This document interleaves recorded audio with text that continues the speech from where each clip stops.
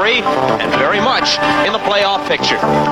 Hello, everybody. Bob Costas along with Bob Trumpy. We hope you had a very Merry Christmas yesterday, and we think we've got an interesting ball game to bring you today between two clubs who didn't expect to be in this position, even though the position is the same. Let's talk first about the Pittsburgh Steelers. Now, I think everyone realizes that the Pittsburgh Steelers over the years have really ridden the arm of Terry Bradshaw. And in the last two ball games, Terry Bradshaw has been absolutely miserable. 6 interceptions. You can see the stats there in front of you. But I will tell you this.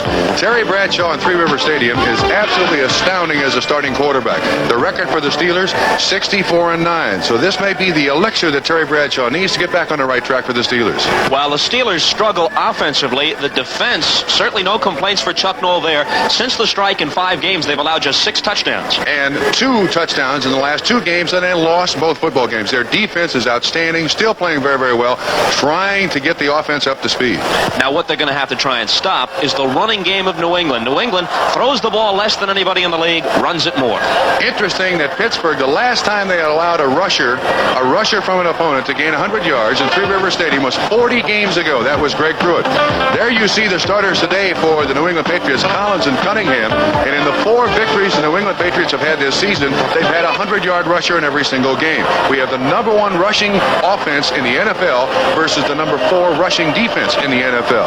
Should be interesting. The Patriot running backs will be taking their handoffs today from Steve Grogan. He's in. Matt Cavanaugh out at quarterback. And we ought to mention the Patriot defense. Quickly, 2 straight shutouts. First Miami 3-0, then Seattle 16-0. And the thing about the New England Patriot defense is it's so young. They start 3 rookies up front with Williams, Sims, and they also have Wysoon at linebacker doing an outstanding job under first-year head coach Ron Meyer. We're just about ready for the kickoff. Let's go down to the field.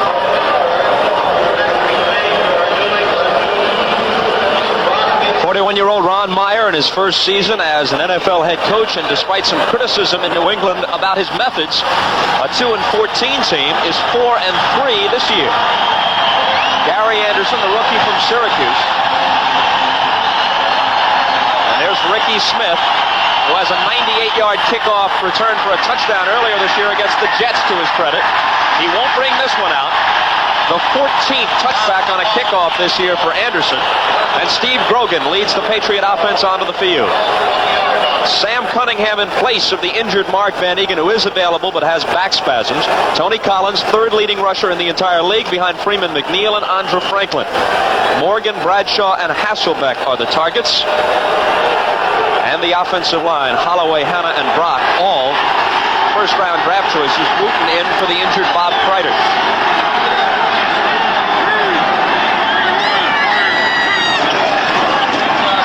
First carry belongs to Tony Collins for absolutely nothing.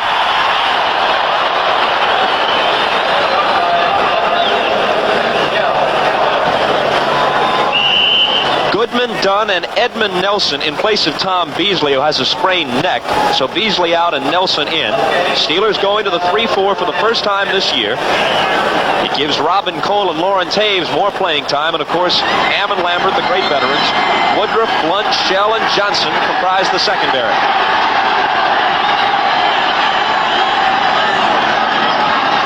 Second and 10 from the 20-yard line. Preston Brown in motion. Collins for a loss.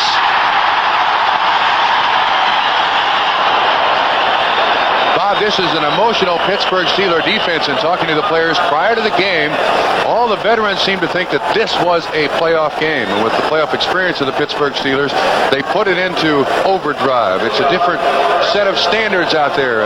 And in this case today, the Pittsburgh Steelers feel that this might as well be treated as a playoff game. Now 5 defensive backs, make that 6 defensive backs for the Pittsburgh Steelers. As Ham and Taves go to the sideline. 3rd down, 12. Grogan in trouble. They'll have to punt. The target was Morris Bradshaw, the former Raider, number 88. To set up again, the New England Patriots are the number 1 rushing team in the NFL. And, of course, in the first 2 times they attempted to run the ball, minus yardage, Sam Cunningham in there replacing Mark Van Egan because of back spasms. But when you force a team that's used to running into throwing for a 3rd down conversion of this length, obviously you've got them where you want them if you're the defensive team. Rich Camarillo, 2nd in the NFL in net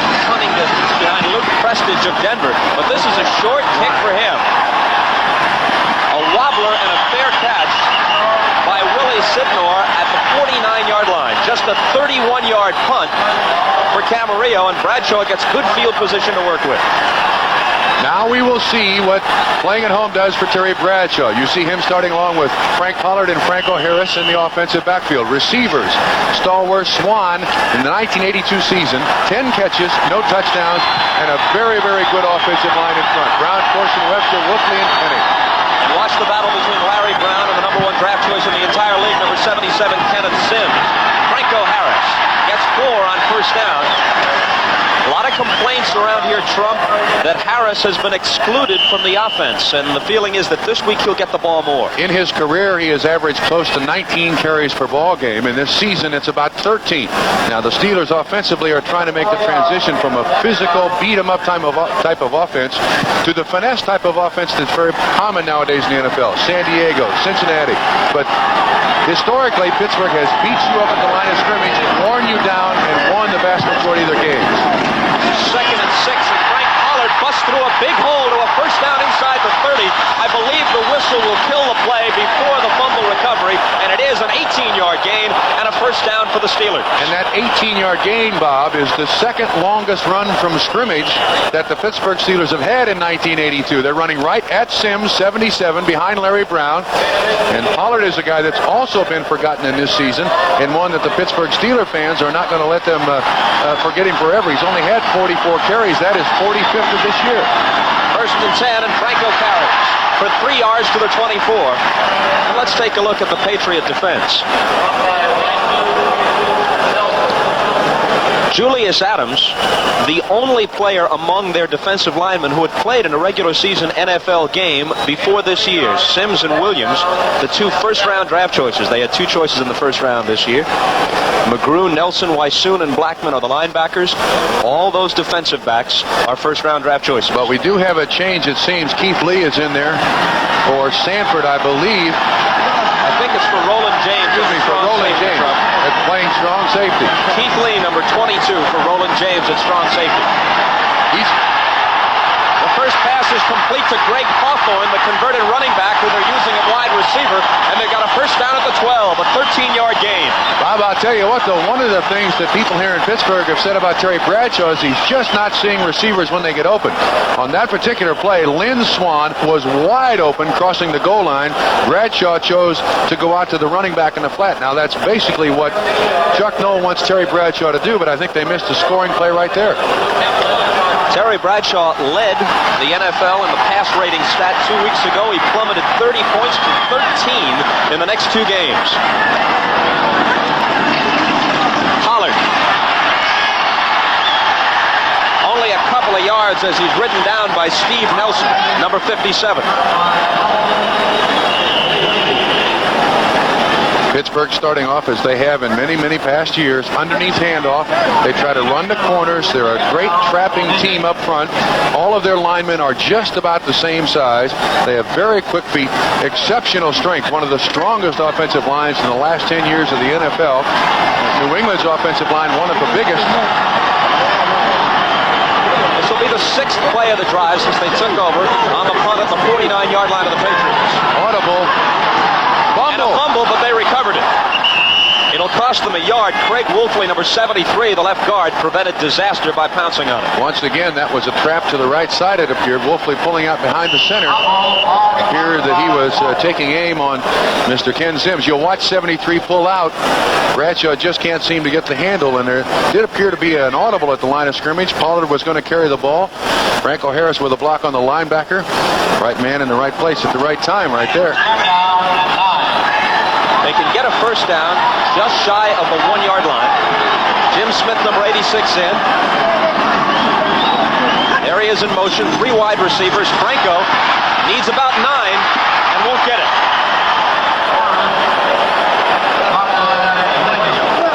Lester Williams Williams, the second of their 2 first-round draft choices this year, made the tackle. Excuse me, I was going to say now it'll be interesting to see exactly what Pittsburgh does. Here you see Lynn Swann, the untalked about job of a wide receiver, and that is blocking those defensive backs. That's Mr. Swann. Mike Hayes, good combination there. Gary Anderson has not attempted a field goal in 5 weeks. The rookie from Syracuse will now try a 21-yarder out of Cliff Stout's hole. That was perfect. I'll still mention, though, that's a missed opportunity. Lynn Swann was wide open crossing the goal line. Terry Bradshaw chose to go to Greg Hawthorne in the flat, but they still get 3 points. Anderson, who last year set an NCAA record by hitting 18 of 19 for Syracuse, puts the Steelers on top. England's shutout string is broken, Trump, and broken early. Never in their history, even going back to the old AFL days, had the Patriots posted 2 consecutive shutouts, but they blanked Miami and Seattle in successive weeks before the Anderson field goal put them in a 3-0 hole, and again, Anderson drills it into the end zone, and it will be a touchback. As we watch Anderson connect on his 7th field goal in 8 attempts this year, we'll tell you that today's game is brought to you by Mazda, who invites you to experience the low-priced Mazda V2000 Sundowner. By your Bell Phone Center. It's ingenious. It's genuine Bell. It's at your Bell Phone Center. And by Intellivision, endless entertainment from Mattel Electronics.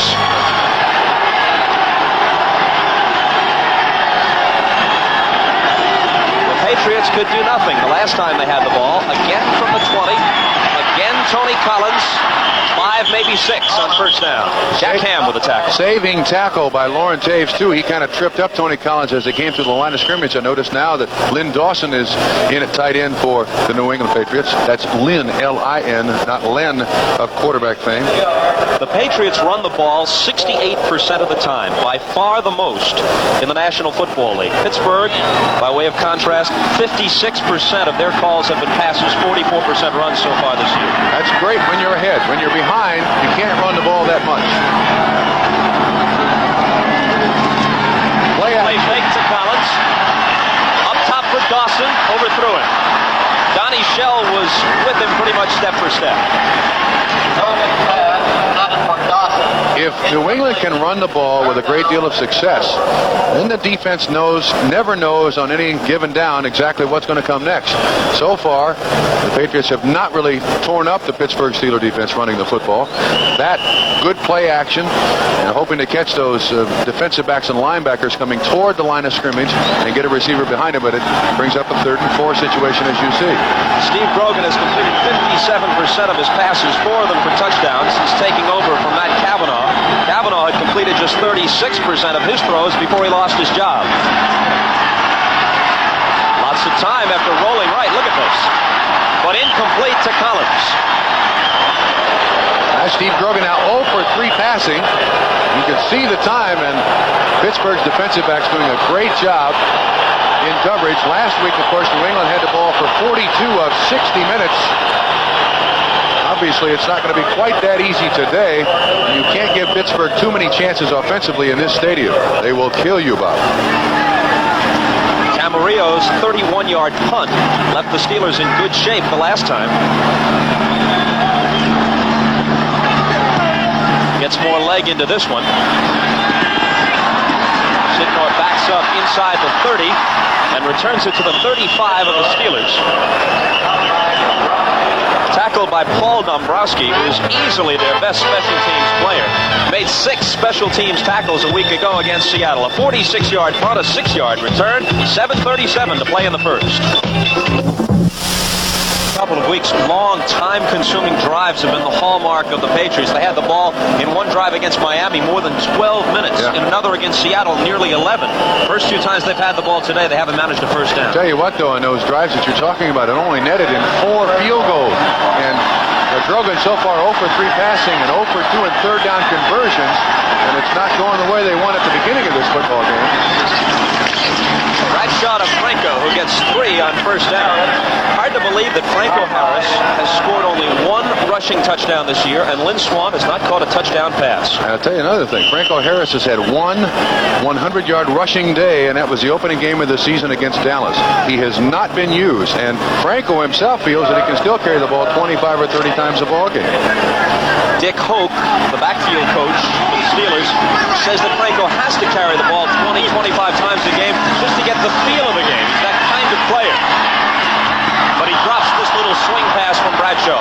Which gives me an opportunity to tell you that I believe it was 10 years plus 3 days ago that Franco Harris was a part of the Immaculate Reception right here in Three River Stadium that seemed in one singular play to turn around the fortunes of the Pittsburgh Steelers against the Oakland Raiders. You remember that?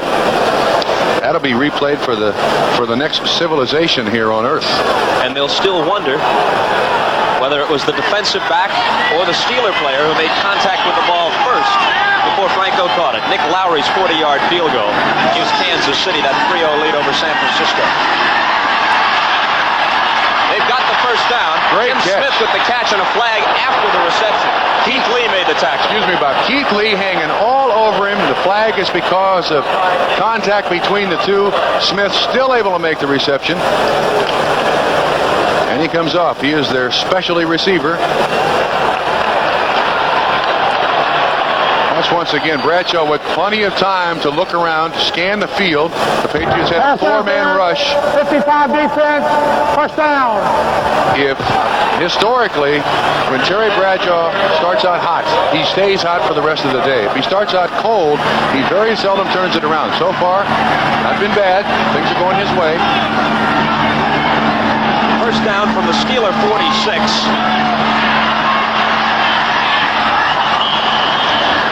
It'll be 2nd and 10. Stallworth, who's caught 6 touchdown passes this year, was the target. All day long, we've got an interesting confrontation. The wide receivers of the Pittsburgh Steelers, Swann and Stallworth versus Haynes and Claiborne at the corners for the New England Patriots. Haynes and Claiborne are 2 of the best single coverage men there are in the business, and of course, Stallworth and Swann, even with their problems this year, are 2 very, very gifted athletes. Remember last year, Trump, as we look at Pete Brock, they've had only 2 centers in the last 20 years? Lenkaitis and then Brock?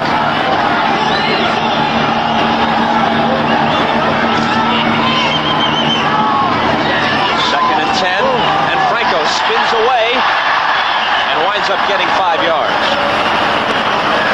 Another interesting confrontation we have all day is the first pick in the 1982 draft in the NFL. Ken Sims out of Texas versus Larry Brown, one of the most under-publicized great offensive players in the league. And there you'll see the turnout block by Brown. Doesn't quite finish it off. Sims able to get in on the tackle a little bit. Good job by Franco Harris for about 5 yards. These teams met in the first preseason game, which the Steelers won 24-20, and Brown really gave Sims a lesson on that occasion.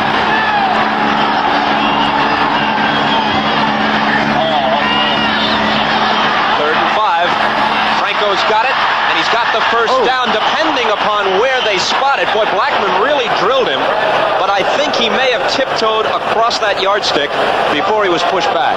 That is a 6-yard gain and an excellent, excellent open field tackle. Very seldom in Franco Harris's career, in that 11-year career, have people been able to hit him squarely.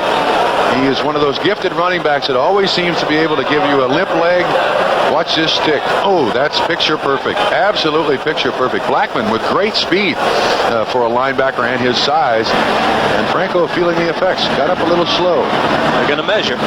You know, Franco freely admits that unless the yards are important ones, he'll step out of bounds and sacrifice a yard or two, rather than take the bumps and bruises which come with constant contact, and perhaps that's why he's been effective for more than a decade. And I'll tell you what, I think he is still the leading ball carrier in postseason play in the history of the NFL. He's literally played another 2 seasons in just the playoffs during his 11 years. And he's carried the ball already more often than any player in league history, 3rd in total rushing yards, behind Jimmy Brown and O.J. Simpson. And here he is. 3 yards yards on first down. Kenneth Sims, number 77, makes the tackle. Sims was roundly criticized during the preseason and the first 2 games before the strike by the New England fans and media. Then he went back home during the strike to Texas, and he says he was straightened out by some of his old teammates and coaches who said, hey, you were a great collegiate player. You didn't lose all that talent in a matter of months. Just go back and do what you're capable of doing. And by all reports, in the 5 post-strike games, he's been a different player. Now, very seldom can people live up to that first draft in the NFL. They expect you to be an instant superstar. Second down, 7. Bradshaw rolls out of trouble and finds a target. It's Franco for a first down at the 21. We've got Nelson all the way from the line of scrimmage, and I'll tell you, that was a very, very chancy pass by Terry Bradshaw. He has been fortunate so far, but Nelly with the coverage, and he's been one of the most consistent performers. You'll watch Weisoon 53 on the blitz. Nelson realizes who he's got back in zone. And he sees Franco Harris coming. Look how close that is. That is very close, but nevertheless first down. You mentioned Weisoon on the blitz. Bradshaw and the Steelers have been seeing a lot of that, and Terry hasn't picked it up well, so we expect New England to do it more and more today. Until the Pittsburgh Steelers offensive line stops it, they'll continue to blitz. You're right. Terry is 3 for 5 for 38 yards so far. Pollard carries for a loss. Blackman, Nelson, and Haynes were all there. Good pursuit by the linebackers. Will feature Mr. Weisoon, number 53. You'll see him step inside, then reads that it's a misdirection play, and is out there to get a hand on Frank Pollard for the tackle. Clayton Weisoon, a rookie from Angelo State, makes the jump all the way from NAIA competition to a starter's role in the NFL in 1 year. Didn't want to go to a major school, though. Wanted to stay close to the family farm. That's why he chose San Angelo State down in Texas. Second and 12 on the 9th play of a Steeler drive, which began at their 35. Pittsburgh leads at 3-0. 3:26 to play in the first quarter. And I don't think they got it off in time. You're right, Trump. Too much time. Bradshaw is calling most of the plays. Generally, when they get down, there you see, delay of game, Pittsburgh. Generally, when they get down inside the 5 or 10 yard line, then Noel will send the plays in. Here comes Hawthorne from the bench, probably with a play. I wonder if they'll run the slant to Swan again. Delay of game, 12 offense, second down. Tom Dooley is the referee. And a glum Chuck Noll on the sidelines. He normally is not the most chucklesome fellow in the league, and he's even less inclined to crack a smile these days. Lynn Swan there on the sideline. Here's Greg Hawthorne carrying. And Hawthorne gets back to what was the original line of scrimmage, the 21-yard line, and this will leave them with 3rd and 10. Don Blackman made the tackle. Isn't that interesting? Lynn Swan and Jim Smith are bringing the plays in from Chuck Noll to Terry Bradshaw. That is certainly a change. It used to be 5 years ago that the Pittsburgh Steelers had 11 offensive starters and 11 defensive starters, and you basically saw those 22 players for 4 quarters. Now, lots of changes, offensively and defensively, for Pittsburgh. Gary Danielson to Leonard Thompson, 19 yards and a touchdown for the early Detroit lead in that game. 4-man front for New England.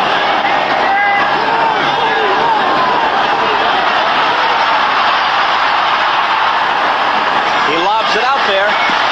Is there a flag? Stallworth wants one, and he gets it. Very late. It may be on the offense. Claiborne had the coverage, number 26. They were both shoving. I'll tell you, this is a tough one. You see Stallworth trying to get around Claiborne. It's on New England. Flag on New England. That was a close call. You can see there, that was a blitz coming. You saw Blackman 55 at the line of scrimmage. 26 defense, first down. Tom Dooley, the referee.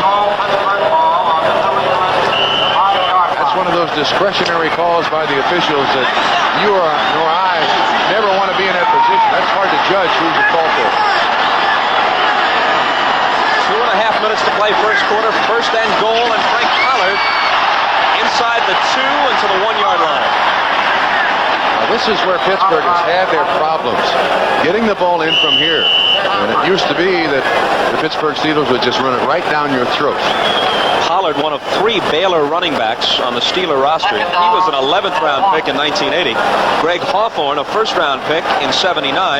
And their number 1 pick this year, Walter Abercrombie, who's been bothered by an injured knee and hasn't seen much action. And the Steeler fans are anxious for him to get in there. And some have criticized Chuck Noll for being cautious with him. Touchdown, Pollard. He was untouched.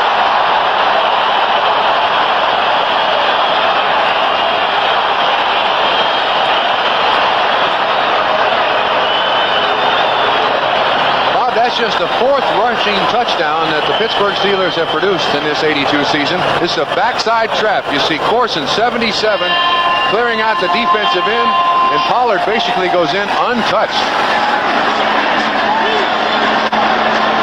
Webster to snap, Stroud to hold, and Anderson to kick. 10-0 Pittsburgh. Now, I'll tell you what, that number 1 rushing offense in the NFL, they've taken it away from New England. They got to throw the ball down 10-0. A minute and 52 seconds to play in quarter number 1. One last look at Pollard's touchdown. It's 10-0 Steelers.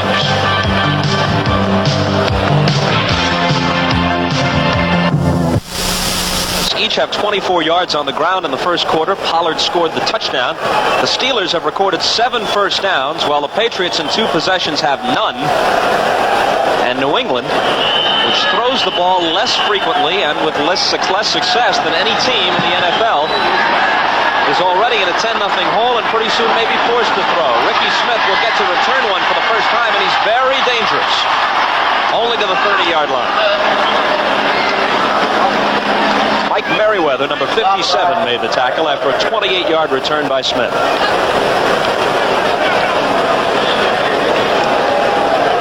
The Steelers' only scoring drive a week ago at Cleveland covered just 22 yards after Donnie Shell had recovered a fumble. So in essence, this is the first long scoring drive they've had in 3 weeks. New England now with 2 tight ends, Hasselbeck and Lynn Dawson in the lineup. 2 wide receivers, Mochi Tutupu at running back. He is the lone setback. He gets the ball. And very little yardage. And they still run it.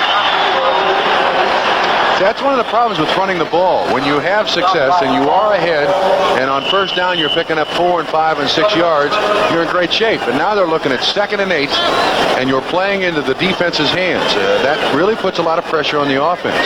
When Ron Meyer arrived in New England, he assessed the strength of the Patriot team, the great offensive line, possible weakness, young defense, where almost half of the defensive players on the roster are first-year players or rookies. So the idea, run the ball and keep that young defense off the field. Hello, Stanley Morgan was in the same time zone as the pass, but no closer than that. I wonder if this will go as a pass.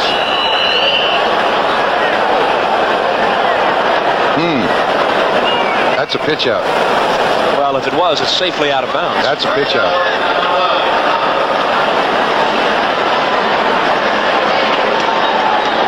Now they're really in trouble. 3rd down and 9. This is a blitzing down now for the Pittsburgh Steelers. They come with, it appears to be 5 defensive backs. No, they got 4. This is a tough spot for Grogan to be in. Grogan is 0 for 4. That'll count as an incomplete pass, 0 for 5, and they'll have to punt. Dwayne Woodruff on the corner blitz.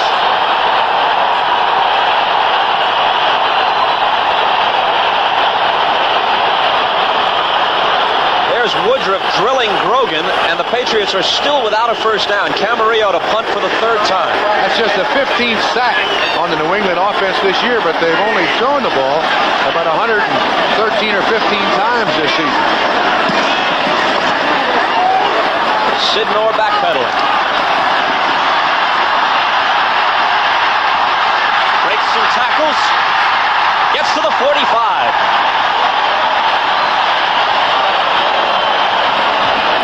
Warming up is the guy they list as their 3rd-string quarterback, Tom Flick, the 2nd-year man from Washington. Grogan and the Patriots trail it 10-0. We're coming back to Three Rivers after this.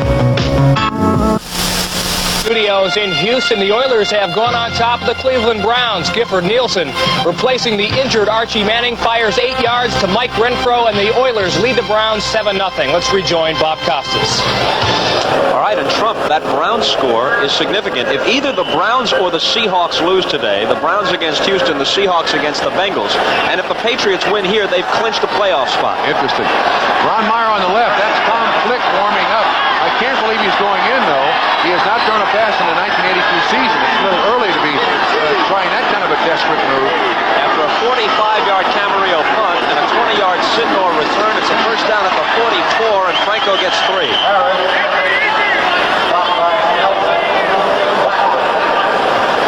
Well, this first quarter has been all Pittsburgh Steelers. There's 30 seconds left. And the New England Patriots, I believe, have had the ball for 9 plays. No first downs. Grogan is 0 for 5. 3 punts by Camarillo. Look at there. That's not the number 1 rushing offense in the NFL. This first quarter will end with 5 net yards offensively for the Patriots. This will be the period's last play. 4 seconds as Bradshaw takes the snap. Franco. Close to a first down. I think he's got it. A late flag after he was down. Steve Nelson made the tackle.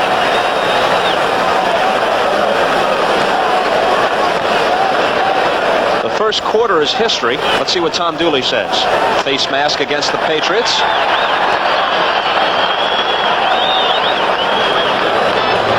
So as the second period begins, the Steelers will have a first down at the 41-yard line of the Patriots, and Pittsburgh already leads it 10-0. Our videotape operators, Jerry Valdivia, provides us with this replay, and it provides us with a chance to send our regards to Jerry's stepson, Eddie, who is at home and not feeling well. We know he's a big Steeler fan, so he's got to be enthused about what happened in the first 15 minutes. Steelers lead at 10-0, and they start the second quarter on the march at the Patriot 41. Bob, on that replay, you saw a great bit of blocking by the Pittsburgh Steelers offensive line. They maintained contact with the New England defensive players. Look at that time of possession. That's what the New England Patriots had hoped for coming into this game.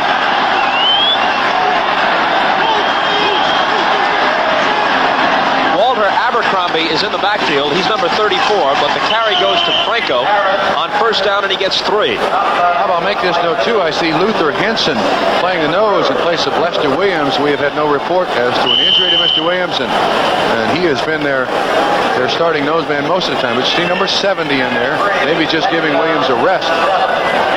Another rookie on this Patriot roster, especially defensively. 13 of 23 defensive players, either rookies or first-year men. 27 of the 49 players on their roster have fewer than 2 years of regular season experience. The first-round draft choice, Walter Abercrombie, picks up decent yardage, a gain of 5. This is another forgotten man for the Pittsburgh Steelers. Look at there. Look at the number of rushes in 1982. A man with tremendous speed, but in the preseason, he hurt his knee, and it's really bothered him the entire year. Not the injury, but just the side effects. You can see that good corner speed that Abercrombie brings to the Pittsburgh Steelers. He comes out, Hawthorne in. Abercrombie, the 4th back taken in the draft this year. He was a first-round choice. Taken ahead of him as running backs Darren Nelson by Minnesota, Gerald Riggs by Atlanta, and Marcus Allen by the Raiders. Here's Greg Hawthorne. Needs 3. Gets it. Great block by Steve Corson, number 77. 6 yards on the carry. You can see how little these guys have been used. There's 77. We might be able to see this out in front. Franco Harris with the lead block. Watch, there's 77 right in the corner of your screen. Hits that cornerback, and Hawthorne able to turn up inside. 6-yard gain, another first down for the Pittsburgh Steelers. Hawthorne, a first-round draft choice in 1979, but in his first 3 seasons, he gained just 407 yards rushing. Now they're using him in a dual role, occasional wide receiver duties. Here's Abercrombie juggling it, but recovering and getting a yard or 2. Very interesting that the Steelers seem to be platooning running backs. Highly unusual. Now in the ball game for Pittsburgh is Johnny Rodgers, a tight end, number 87. And Pittsburgh is basically having their way with the New England defense. Benny Cunningham out. Look at that record at home. Terry Bradshaw is the starting quarterback for the Pittsburgh Steelers, 64-9 in Three River Stadium. 12 and a half minutes to play in the first half, which obviously has been dominated by the Steelers. Lots of time. And the target, Abercrombie. Well, they're roaring every time Abercrombie touches the ball. They've been anxious here to see this first-round draft choice perform. 13 yards on the catch by Abercrombie out of the backfield. You know what? I believe that was his first catch on the season, and he came to the NFL with the tag of a good receiver out of the backfield. But the problem is, Terry Bradshaw, I believe, has always been a very instinctive quarterback. He'll throw it up and let Stallworth or Swan make a great catch. Knoll now wants him to throw out in the flat. 10 first downs now for Pittsburgh, 0 for the New England Patriots. Franco. Inside the 10-yard line as he gets 3, maybe 4 on first down. Mike Haynes banged him out. And you can also see Mr. Abercrombie here coming right at you in motion with an excellent block. Let's see if he drives through that defensive man. Keith Lee, the recipient, drives through the block, gets him on the ground. Harris around the corner for a good gain of about 4 yards. Franco unofficially 9 carries, 39 yards. They said they planned to give him the ball more. They certainly fulfilled that plan.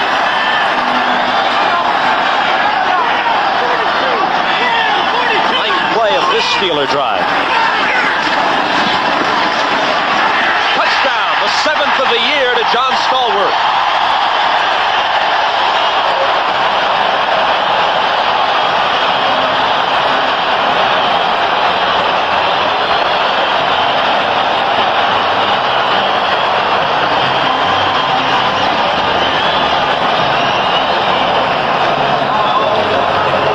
He had been tied with Wesley Walker and Wes Chandler with a half dozen touchdown receptions. Here's his 7th, Trump. We mentioned the confrontation between these cornerbacks and receivers.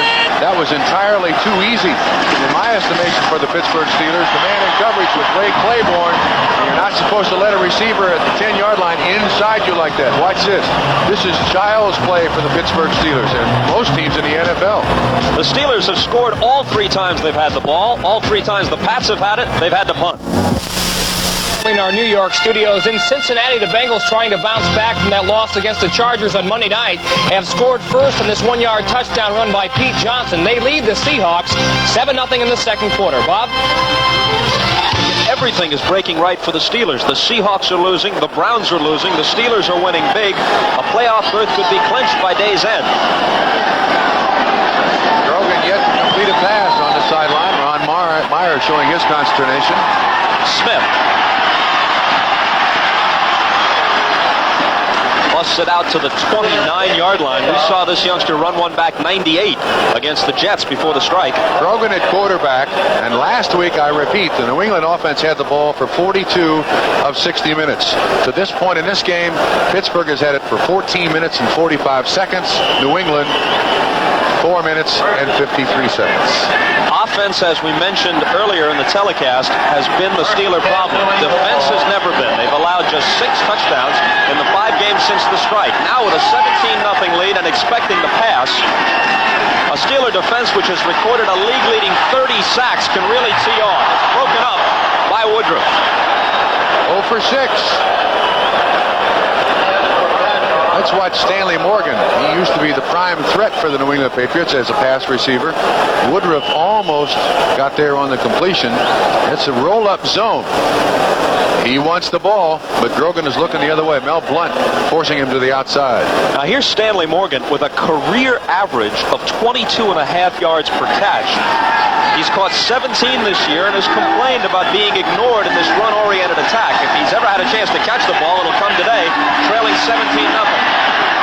There's the first completion of the day after 6 misfires. Tony Collins made the catch. Now he is an excellent receiver out of the backfield.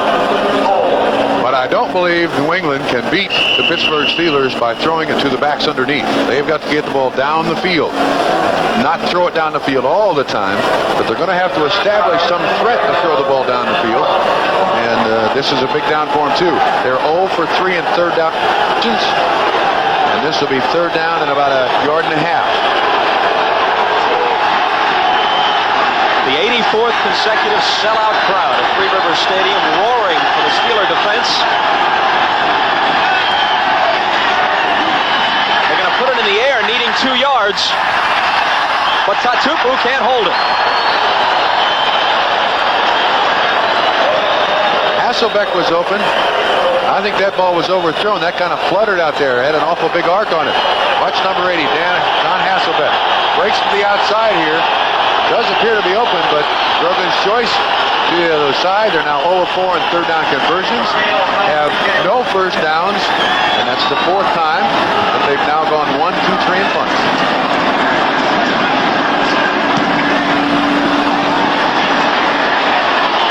Sidnor backs up inside the 15 to take Camarillo's kick, and down he goes at the 22.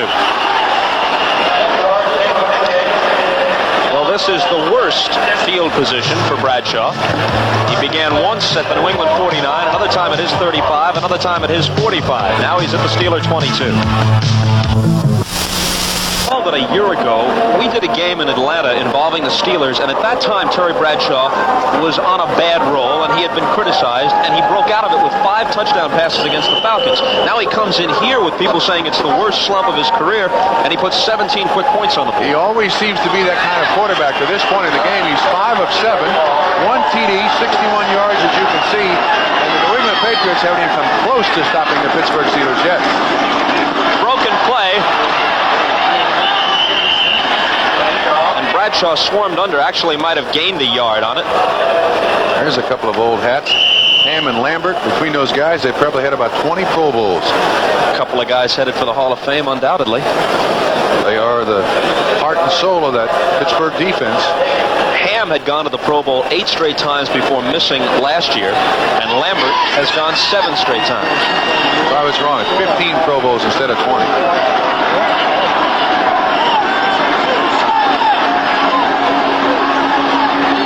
Webster with the snap to Terry Bradshaw.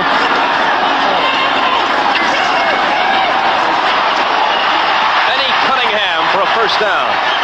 Cunningham at the 35-yard line, a gain of 13. One of the reasons that Terry Bradshaw can stand back there with all kinds of time. Watch Webster on Luther Henson, one of the best centers there is in the business, if not the best. 4s and 77. You see Webster helping out on Julius Adams. He is recognized as the best offensive center. I guess you only have an offensive center in the business. Mike Webster, playing in his 144th consecutive game today, has never missed a game in 9 years and hasn't missed an offensive play, not even one, in the last 3 seasons. A fake to Abercrombie. And a completion to Stallworth. They got him confused. Throwing the ball for 11 yards on first down when they've been able to run the ball almost at will. New England is totally confused. They have not stopped a thing that Pittsburgh has done. Let's check other scores around the league now with 9:21 to play in the first half here. Cleveland cuts into the Houston lead with a field goal, 7-3 in the second quarter at the Astrodome. And the Cardinals, who are very much in the playoff fight, against the Giants, who have their backs to the wall. St. Louis with a 7-0 first quarter lead at Busch Stadium. Abercrombie. He's into New England territory. A gain of 5 before Kenneth Sims makes the tackle. I think that's about the 5th running back now that the Pittsburgh Steelers have used. Russell Davis, number 45, was in there blocking ahead of Abercrombie. That's one of the spots that the Pittsburgh Steelers have a wealth of talent at. And with Sidney Thornton on injured reserve, they only have 5, and they have all played in the first half. Capice field goal of 34 yards early in the second quarter. Look at it's Tampa Bay on the board, trailing 7-3. Excuse me, Bob, but 2nd and 4. This is the quarterback's dream. Russell Davis. Well, that doesn't help matters much. Gain of 1. Let's watch Lynn Swann once again here. One of the all-time great receivers the history of the NFL. He has yet to score a touchdown in this 1982 season, has 10 catches on the year, and he comes off to the sideline again. He pulled a hamstring about 2 years ago, and people in the Steeler organization feel that he's still suffering from that, and the 8-week layoff in this strike-shortened season really affected Lynn Swann. Third down 3 with Pollard and Davis as the running backs, and here's Hawthorne in motion. Davis gets the first down. Oh, goodness.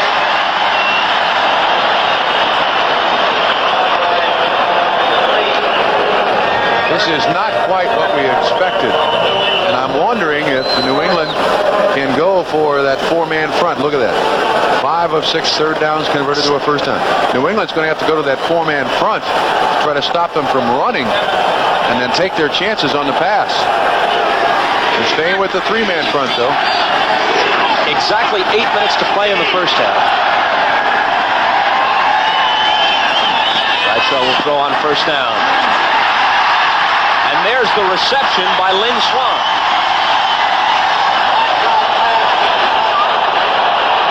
He has now tied the record of L.B. Nickel with the 329th reception of his career, the Steeler record. 0 TDs. A guy who has always been slippery in that defensive backfield. Bradshaw with Cunningham in there to block for him. He's wide open. Pittsburgh is absolutely having their way with New England.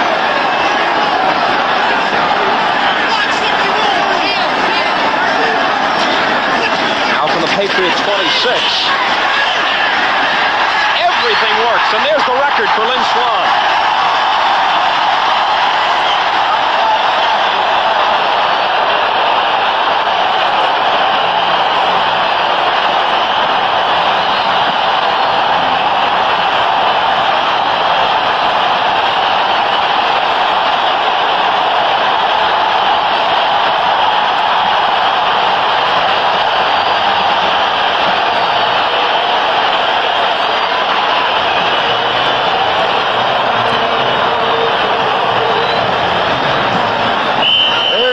Breaker. You see Swann on the inside. It's just a straight out pattern. He is running on number 40, Mike Haynes. Lack of coverage by Haynes, an easy reception by Swann, and he's in the Pittsburgh Steeler record book. Show him again, Terry, right here.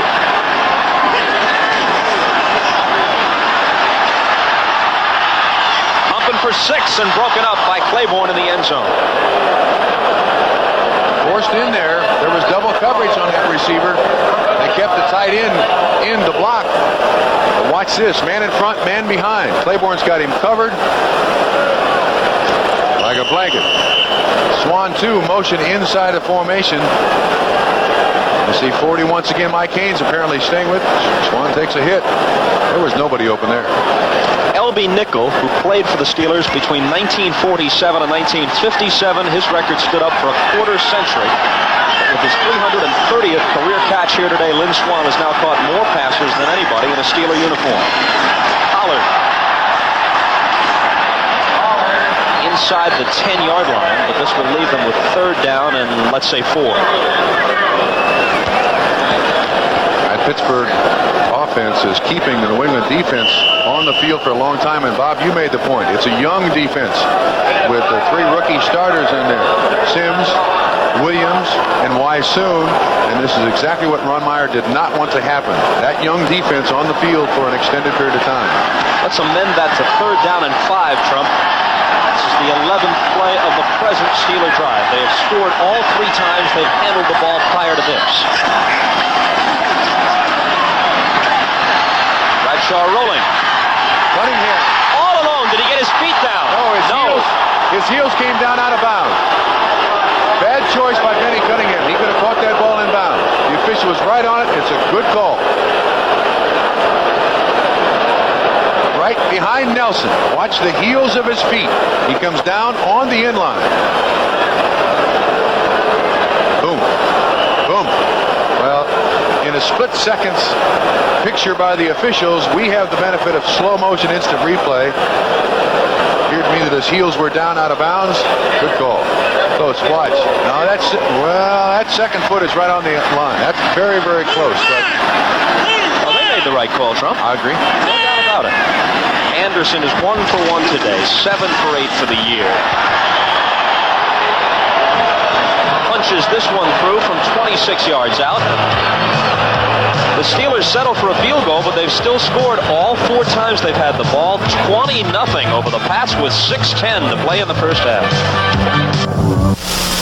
Arithmetic on the Steelers scoring drives will tell you that they have had the ball 18 minutes and 57 seconds, and New England has had it 4:53 and doesn't have a first down yet. And worth mentioning that New England came into this game with 2 straight shutouts. I don't know how they feel about getting shut out. Smith at the 5, Ricky Smith. Doesn't get to the 20. Willie Sidnor, who returns them at the other end, gets down on the coverage team to make the tackle. Grogan is still in there. I believe he's 1 of 6 as One of 7, I think. 1 of 7 for the New England Patriots. Look at there. 4 possessions, 12 plays, 15, 16, 14 total yards.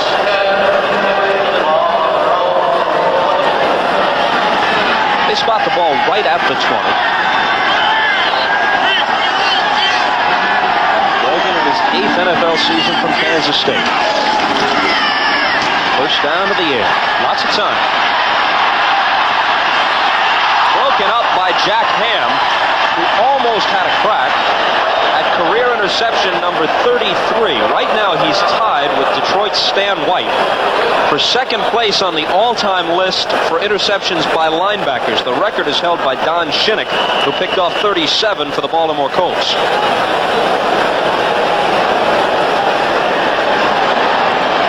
I fail to see why New England is using play-action passing. They've gained no yards running. Go back there, set up, full protection, throw the ball down the field.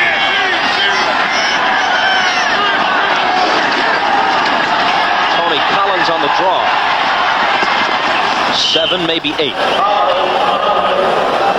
Mel Blount makes the tackle. Blount today playing in his 183rd game as a Steeler, and that breaks the record previously held by Ray Mansfield. Bill Kenny to Anthony Hancock, 41 yards and a touchdown, as Kansas City takes a 10-3 lead over San Francisco early in the second quarter. New England's leading rusher, Tony Collins, 4 carries, 12 yards, and every game that the New England Patriots have won this year, they've had a 100-yard rusher. Pittsburgh has not allowed an opponent to rush for 100 yards in 40 games here in Three River Stadium. Third down and 2, they go to the air and get the first down. Their initial first down of the half as Collins squirms to the 35-yard line. Well, Trump, barring a breakaway run on a single play, it's hard to imagine any Patriot under these circumstances getting 100 yards today. Yes, and I'll tell you another thing. Pittsburgh has done a wonderful job in coverage. Look, you'll see 2 defensive backs around every single receiver down there. Total zone.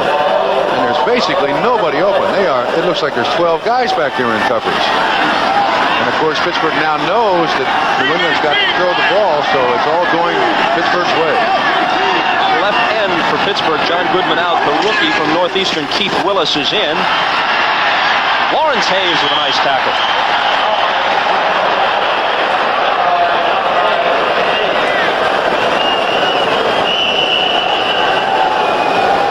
Green Bay with a 14-0 lead at Atlanta in the second quarter. Eddie Lee Ivory, a pair of scoring runs, 2 and 12 yards. That's surprising. Detroit is at Tampa Bay, and the Lions, in a battle of teams which are 3 and 4, leads at 14-3 midway through the second quarter. Gary Danielson has thrown 2 touchdown passes. 2nd and 9 now for New England.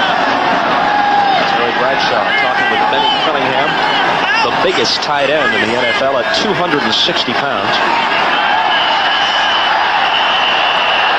Much time. Let's pause briefly for station identification on the NBC television network. You're watching WVIT Channel 30, New Britain, Hartford, Waterbury, New Haven. Bob Costas along with Bob Trumpy at Three Rivers Stadium in Pittsburgh, and an uncharacteristically pleasant day for this time of year in the Steel City. About 50 degrees at game time. We'll be back here next week on the 2nd of January as the Steelers host the Browns in the regular season finale, and I don't think we'll be this lucky on a January day in Pittsburgh. I'm bringing my long johns.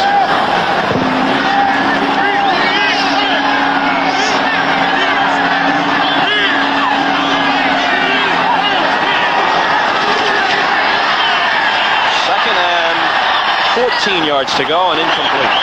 Intended for Bradshaw. Well, now you see the situation that New England is in. Grogan coming into this game and throwing the ball just 69 times, completed it 56% of the time, and they are just not schooled, I believe, at passing. Meyer came in here, and as you said earlier, Bob, saw the talent on the offensive line, said we're going to run it down their throats. Well, if you're up 20 to nothing, you can do that. When you're down 20 to nothing, you can file that. They've recorded just one first down today. They need 14 to get their second.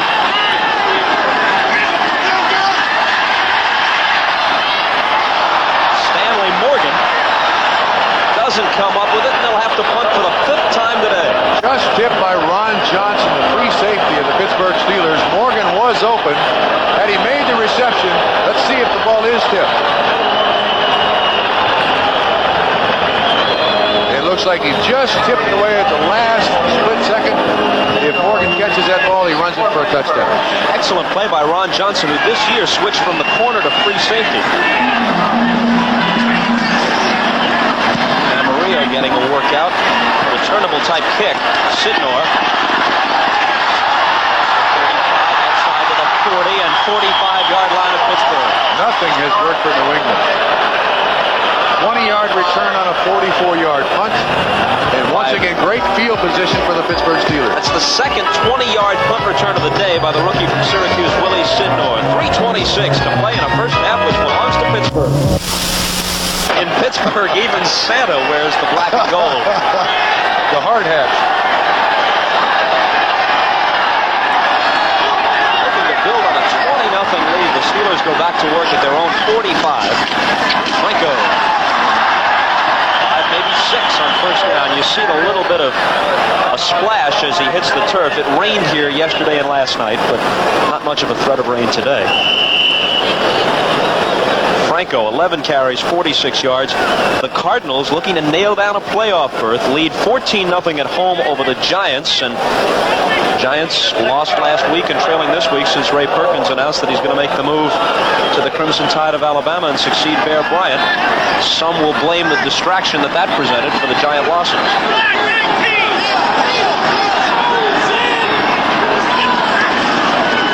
Franco again. Look at this. First down, great blocking in front of him. We got holding on 85, Calvin Sweeney. They're going to call it back. Ray Claiborne was the guy he held, and I believe we have it all the way here. These wide receivers must block as best they can. But Mr. Sweeney got a hold of Mr. Claiborne. And Franco Harris broke right outside. Let's hear them on watch.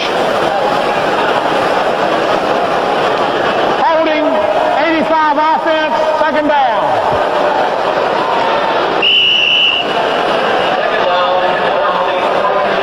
I'd say that's fairly obvious. His dance card is filled. Sorry, Mr. Sweeney. That'll cost you 15 yards. And it negates a 17-yard gain by Franco Harris. Actually, it cost them 10, so it's 2nd and 14 from the Steeler 41 with 2:37 to play in the half. Bradshaw with lots of time and just off target. Intended for Benny Cunningham. We'll come back with the Steelers' 3rd down play in just a moment, but first let's check with NFL 82 in New York. Thank you, Bob Costas. While the Steelers are romping, the Browns are trying to stay alive. Here on this Paul McDonald pass, out in the flat to number 85, Dave Logan. Dave Logan breaks a tackle, goes into the end zone, and the Browns lead the Oilers now 10-7. That game is in the second quarter. Bob? Thanks, Mike. So the Browns battling to stay alive. That big win last week at home against Pittsburgh kept them in the playoff picture. And they play, and they play Pittsburgh next week here at Three River Stadium. Terry needs 14 yards. Despite the catch, he doesn't have the distance. John Stallworth with the reception. Great job by Stallworth, though, coming straight back at the quarterback. Bradshaw had plenty of time to throw the ball, but decent coverage by New England. He came straight back to the quarterback to avoid any sort of interception. For the first time today, the barefooted punter, the rookie from Texas, John Goodson, comes in. Now, in the last 2 weeks, he's faced miserable weather. Very cold in Buffalo, muddy, raining in Cleveland. Whether or not that had any effect on him is speculation. He says no, but he had very bad days in both those games. I can't believe it. There's only 2 minutes left in the first half. My goodness, is this half gone by quickly. If you're a New England fan, it's been agony. We'll be right back.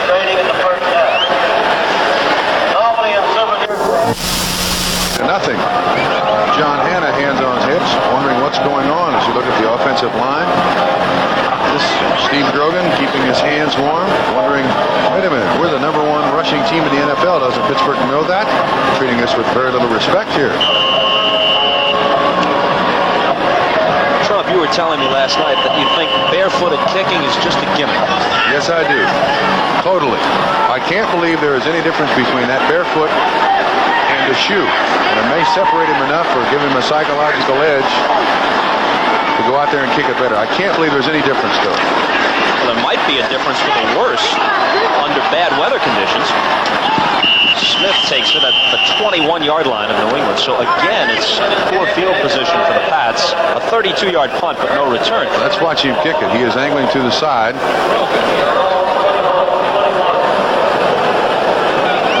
Watch out for that foot. That's my money foot, the bare one there. I just cannot believe, no matter what anybody says, that if it's 5 or 10 degrees out, that it can be comfortable and more effective to kick barefooted than with a shoe on. Kickers are strange anyway.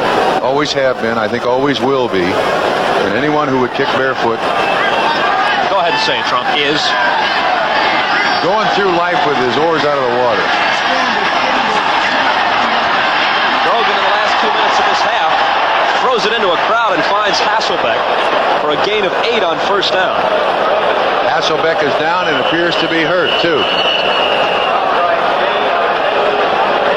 Watch Hasselbeck. Now, he's got a bad elbow. That left elbow, oh, a good stick by Donnie Shell. And I believe that's why Hasselbeck remains on the ground. That's one of the things that Pittsburgh has always done to you. Make you pay for the reception. 20-0. 1:39 left in the first half. All Pittsburgh.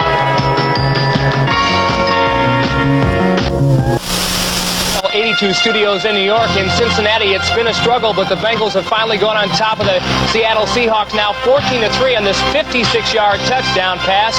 Kenny Anderson to the speedster out of Kansas, David Verser. There's your score in the second quarter. Bob? Here we watch Steve Grogan, a little half rollout, and he throws it back to Hasselbeck. Now watch the shot. Ham, Lambert, then Taze, then Donnie Shell. Really lays one on Hasselbeck on the ribs. He's up and about. It looks like it hit his elbow. That's his bad elbow. You ought to see that thing. He's got a bruise from the middle of his forearm all the way to his shoulder because of that. Tony Collins on the draw. He's got the first down. The clock is moving with 1.5 minutes left. The Patriots have 2 timeouts remaining. The timeout after the Hasselbeck injury was charged to the Pats because it occurred in the last 2 minutes of a half. Oh. Collins couldn't hold it. Had a little bit of running room if he had made the catch. I wish those players would take those stupid gloves off. They do absolutely no good. And when they get wet, they are worthless. Absolutely worthless. But they're a fad. They're fashionable in the NFL. Now you watch this. It's not a particularly well-thrown ball, but he does take his eye off of it, and I think those gloves are terrible. Absolutely terrible on a field like this that's wet. Every time he falls down, they get wetter and they get slicker. Now Trump, on some of those days when you were playing with the Bengals, when it was 7, 8 degrees and the wind was whistling through the stadium, did you wear gloves? Never wore gloves. Grogan has time, and he's got a receiver. That's the first catch by a wide receiver in this half. All the other completions have gone to backs. Preston Brown for a gain of 20, and for the first time, the Patriots are in Steeler territory. Exactly a minute left.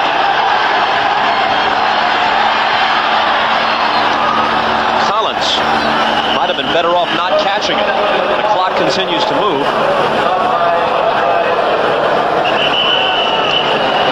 Grogan now takes the timeout with 45 seconds left. Well, we know now that New England can throw the football. At halftime, we'll check with Len Berman, Mike Adamle, Pete Axthelm, and the folks at NFL 82. Here we've got 45 seconds to play as the Patriots try and salvage something out of this first half. As a United Way volunteer, I've seen this program work. Getting to know these kids, I realize they don't want sympathy or pity. Like all of us, they just want a chance to be whatever they can be. You're making that chance a reality. That's why I'd like to say, thanks to you, it works for all of us. The United Way.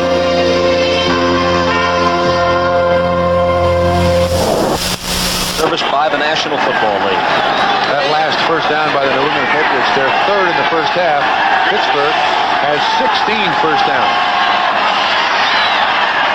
2nd and 7. Lynn Dawson makes the catch. Gets only about 4. The clock runs. They have 1 timeout remaining. It'll be 3rd down and 3 from the 40-yard line of the Steelers.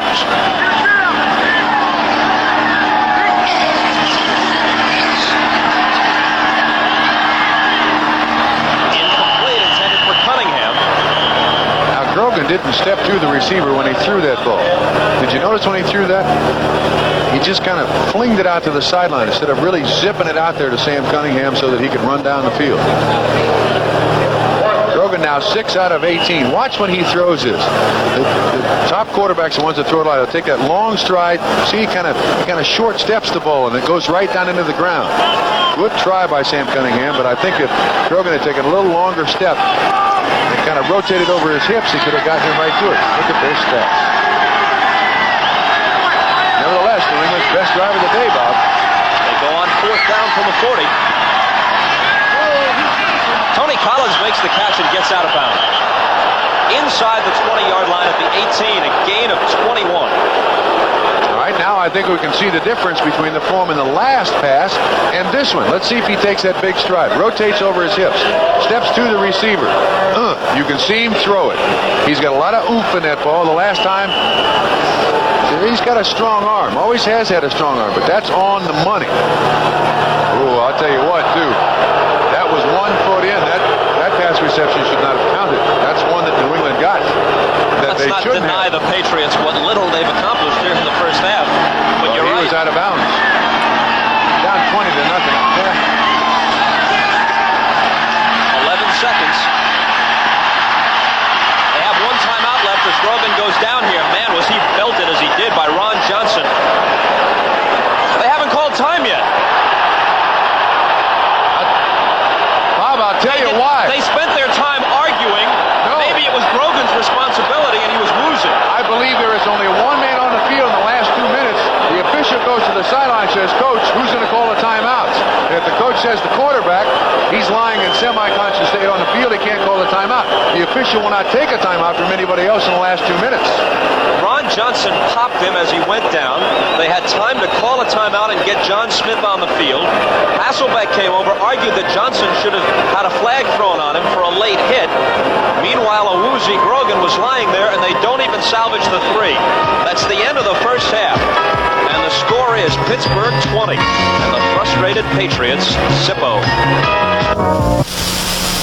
4 and 3, but it's Pittsburgh sitting pretty at halftime. We'll take a look at some of the highlights from the first half of play when we come back after these messages and a word from your local station.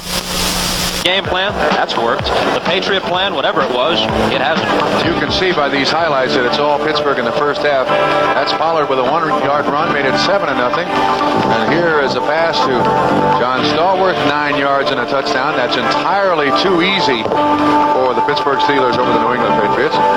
Made it 14-0. Now this is the crucial play. Steve Grogan on the run here. Watch the hit he takes from Donnie Shell right on the temple, knocks him unconscious or into semi-consciousness. He's the man. We have checked with the New England bench who is responsible for calling the timeouts. The timeout was not called, and New England's best opportunity to score went by the wayside. And as Matt Cavanaugh warming up, we're going to check with the bench and see if Grogan is all right. One comment, the New England Patriots had 102 yards total offense in the first half. As you can see, 71 of it came in the final drive. And look at the time of possession. The Steelers over the New England Patriots. Last week, Patriots had the ball 42 of 60 minutes. Today, they are being shut out after shutting out their opponents 2 weeks in a row. All right, let me ask you a question here, Trump. There's no question that the official did the right thing in not allowing a timeout, since it is Grogan's responsibility to call that timeout, and he couldn't do it considering the fact that he was woozy. I'm not sure about that, though. If an official sees a player on the field and he is definitely hurt, and it did appear that Steve Grogan was in semi-consciousness, it is his responsibility to, at that point, call the timeout regardless of the situation. Tom Dooley is the referee. All right, this brings me to my next question, which is, Hasselbeck and other Patriots were arguing that Ron Johnson, had hit Grogan late, and if a flag had been thrown, the clock would have stopped in that case, and the Pats would have had a chance to either gamble for the touchdown or kick the sure three. Did Johnson hit him late? Should a penalty have been called? I thought a penalty should have been called, yes, because it was a shot to the head. And the other thing is, of course, a half or a game can't end on a defensive penalty, so they'd have gotten a free play if the flag is thrown. Here we go, second half. John Smith kicks it off. Walter Abercrombie bobbles it and doesn't get to the 20-yard line. Fred Bohannon, who had been fielding kickoffs for the Steelers, has a broken hand, and Abercrombie has taken those duties over this week. Pretty efficient offense there, scoring on 4 or 5 drives in the first half by the Steelers. And look at the length of drives, too. 226 total yards. Bradshaw, 10 of 15 for 118 yards and a touchdown. And he came into this game, the 2 previous ball games, that completed just 29% of his passes and thrown 6 interceptions. So it's one of the main reasons that Pittsburgh is now so efficient in this first half. Franco gets the call, and good yardage on first down. Give him 8 on that, leaving them with 2nd down and 2. That first down yardage so crucial in every football game, whether you're ahead by 20 or behind by 20. 2nd down and 2, play action passes, it draws, screens, a pass down the field. And it's just perfect for an offense, 2nd down and 2. This young Patriot team, only the Colts have a lower average age in the entire league, and then only by a fraction.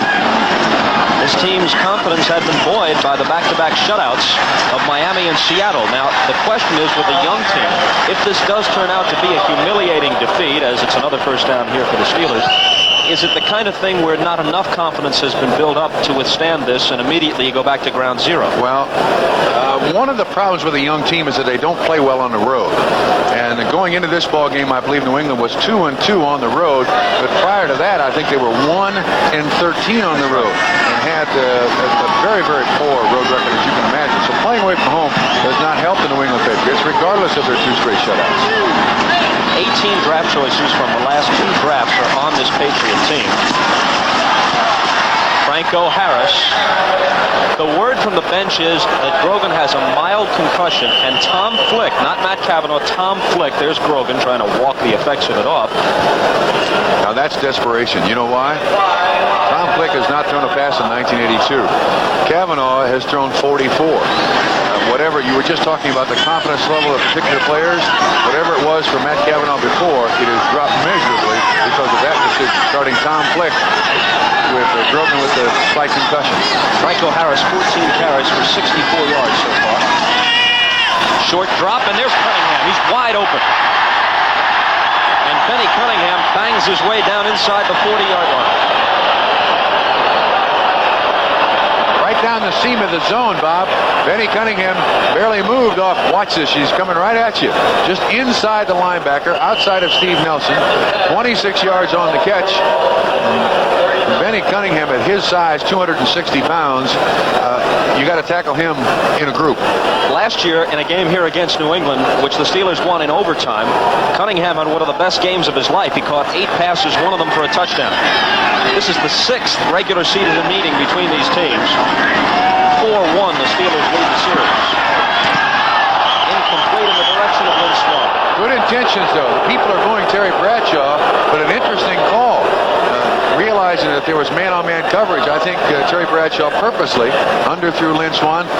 He's looking back at the football. Hopefully he can stop and come back and make the reception. The last two... Mad at himself, though. Last 2 games between these teams, Trump, have both gone to overtime. One on a Monday night in 1979, as I recall, at New England, and last year here, and the Steelers have won both times. We're going to break that today. That ain't going to happen today.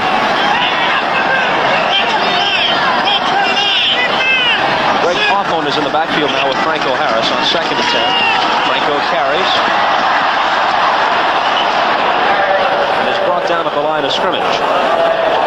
Good job by Larry McGrew, number 50, standing up Steve Corson at the line of scrimmage, and Franco Harris couldn't make the right choice. There's Tom Flick. Now I wonder why he is not warming up. And his first time on the field may be, and I'm not sure about this, but it may be his first snap from center in the 1982 season. He has not thrown a pass, and down 20-0, they apparently feel that he has a stronger arm than does Matt Cavanaugh and is a better thrower. The other thing is they've seen what Cavanaugh can do or can't do. He's lost his starting job. If they want to experiment, they might as well experiment with Flick. This team is 4-3, Bob. There's no reason for experimentation. Smith caught it, then it was jarred loose. Is it a fumble? Or is it an incompletion? Smith is hurt. And the Patriots have the ball. Excuse me, Smith got a shot right in the ribs. Fred Marion, a rookie from Miami of Florida, makes the fumble recovery. On this reception, he was kind of backing up from the quarterback. Watch the shot he takes right in the back. He catches the ball here. You see him back? That looks like a shot right in the ribs. New England ball. One of the few breaks the Pats have got today. By the new Chrysler Corporation, quality engineered to be the best. By ColecoVision, the arcade quality home video game system. And by the investment firm of Smith Barney. They make money the old-fashioned way. They earn it. First turnover today, Fred Marion on the fumble recovery, lost by Jim Smith. Now this will be Tom Flick's first snap from center in the 1982 season. He played in parts of 6 games last year with the Redskins. First game as a Patriot. And deep in their own territory, Tony Collins is banged down after a gain of perhaps 1. Not a bad choice, his first snap from center making a running play, but I wonder what is going through the mind of one Matt Cavanaugh now on the sideline. Last year, as I remember, here in Pittsburgh, because he is from Pittsburgh, he started the game, played rather well. But obviously they have very little confidence, if any at all, in Matt Cavanaugh, and I'll be the first to ask. Coach, when are you going to trade Matt Cavanaugh? I think the answer might possibly be that we will if and when we get a decent offer for him. Let's give Collins no gain on the last play and a fumble on this one. But they can't get it before it goes out of bounds. Ron Johnson going after it, and so it's still Patriot ball. Nice 6-yard gain. Jack Ham, I believe, let's see if we can pick it up on the replay, was the man who jarred it loose with his hit. Yeah, there's Ham. Jack Ham strips it away. Where the ball goes out of bounds is where the yard marker goes. Johnson could not recover. 3rd down and about 3, as I said. Nice 6-yard gain. Well, Trump, by that math, it's got to be a 7-yard gain. Excuse me. Just trying to be precise, Trump. Flick's first throw. Had a man open and missed him. Morris Bradshaw. Well, his first pass attempt in the 1982 season. He gets a little shot here. Looks like Taves is coming from the left side, number 51. Not able to really follow through.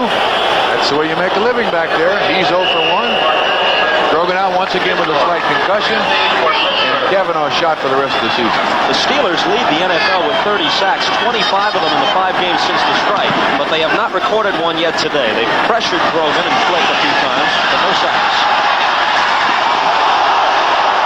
Sidnor to the 43-yard line of the Steelers. Andre Tippett, rookie from Iowa, makes the tackle. A 50-yard Camarillo punt, an 8-yard Sidnor return. 10 minutes and 14 seconds to play, third quarter. Steeler ball, still 20-0.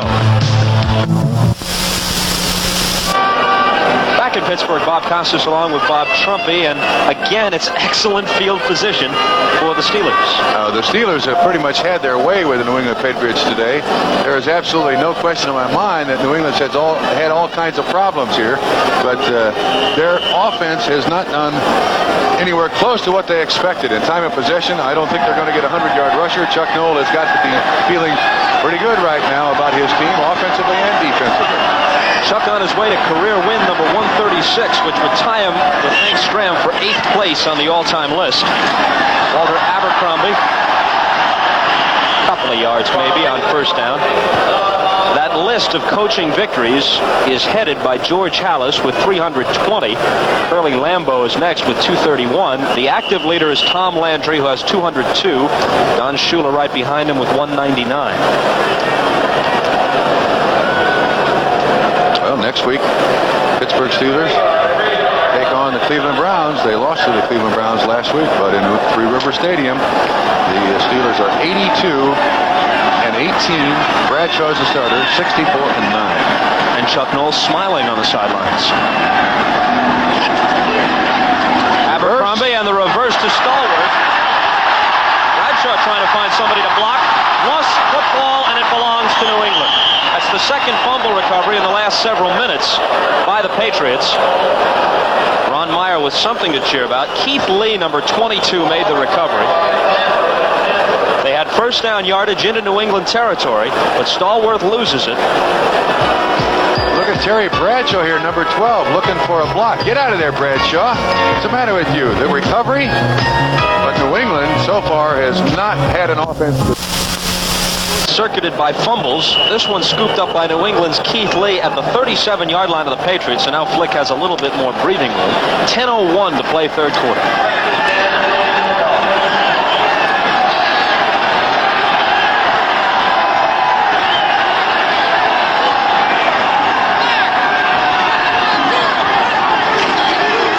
Flick gives to Collins. Maybe a yard. Increasing their lead at Tampa Bay to 21-6. Billy Sims, a 3-yard scoring run early in the third quarter. Kansas City leading the 49ers. How about San Francisco at 2-5? The Chiefs have the same record, but the Niners are the story. 10-6 in the third at Kansas City.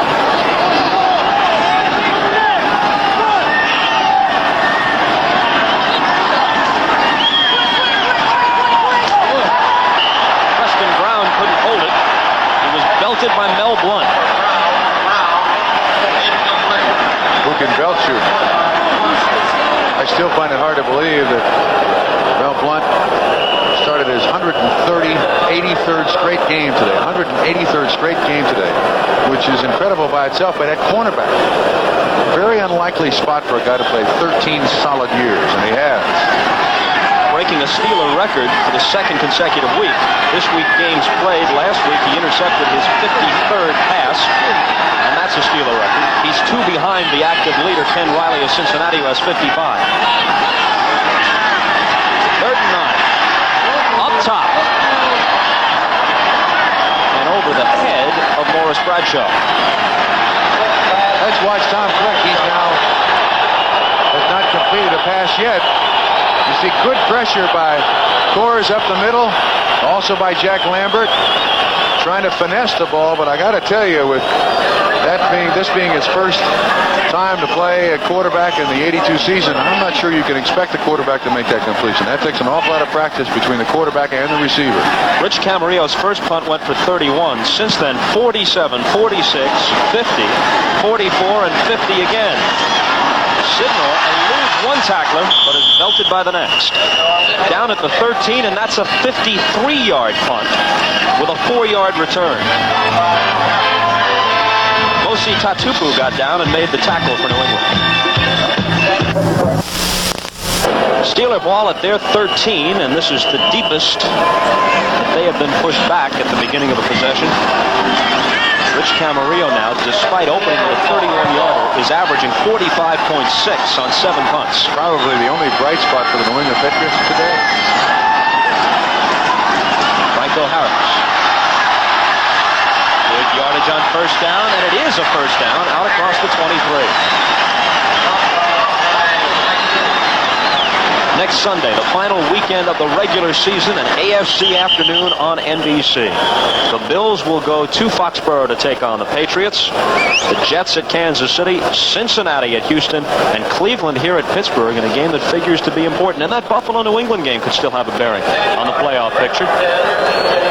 Miami, Baltimore, Raiders, San Diego, Denver, Seattle, the late games as part of our doubleheader. Don Blackman goes off with what appears to be a leg injury. Franco Harris now 16 carries for 74 yards, and he's only had one other 100-yard rushing day, and that was the opening game of the season, so Bucknell doing what the fans of Pittsburgh want. Give it to Franco Harris. Again, it's time for only a couple. In this quintessential blue-collar town. What does quintessential mean? The absolute, the ultimate, okay. The premier example that you could find. All right. Of a blue-collar town, right? Now we're on the same page. Okay. A columnist referred to, I'm going to hit you with another word here. A columnist referred to the style played by San Diego and Cincinnati, that short passing game, as an effete style. Obviously one not suited to Steeler fans. And he says, hey, there's no reason why this ball club should copy that style. Go back to that running game and those long passes which won us 4 Super Bowls. There were lots of feet. Franco Harris. Yeah, there's a feat right there. Sorry I brought the whole subject up. Don't try to impress me with big words. Just show up on time. I'll be happy with you. John Goodson. He's had pretty good work today. Once he punted just twice, I believe. Easy way to make a living. 3rd down 7. 7 minutes and 15 seconds to play in the 3rd quarter, which so far has been scoreless. 20-0 Pittsburgh. Bradshaw wanted Smith, who evidently is okay after being shaken up earlier. I tell you what, if we can watch Larry Brown, number 79 on Sims, the first-round draft choice, it'll be on the left-hand or on the right-hand side. I'm not sure you can see it. Just to the right, he just shoved Sims all over the place. But this is just chipped away at the last second by number 40 of the New England Patriots, Mr. Mike Haynes. This is only Goodson's second punt now. His first one covered 32 yards. Ricky Smith is the deep man. Short kick and wobbly. Takes a decent Steeler bounce and is out at the 29. Bob, a comment on Goodson. He drops the ball a long way. Generally, you see punters, they only try to drop it about 2 feet. He seems to drop it about 3 to 3.5 feet. Watch this drop now. How high he holds the ball, how far that ball drops. You see there? All the way down to the bottom. Generally, coaches will say that's a bad way to punt, because if you drop the ball wrong, you're going to hit it off the side of your foot. Although 45 yards with the kick and roll there. Still, I would think that's something that Mr. Goodson might want to work on. Tom Flick working on a 20-0 deficit. Tony Collins, only a yard. Detroit Tampa Bay tightens up a little bit at 21-13 in the 3rd. I don't believe Tom Flick has completed a pass yet in replacing Steve Grogan. Coming into the game last week, they ran 81 plays and 60 were rushes. And when you get down 20-0, that number 1 ranking as the rushing leader in the NFL means absolutely 0.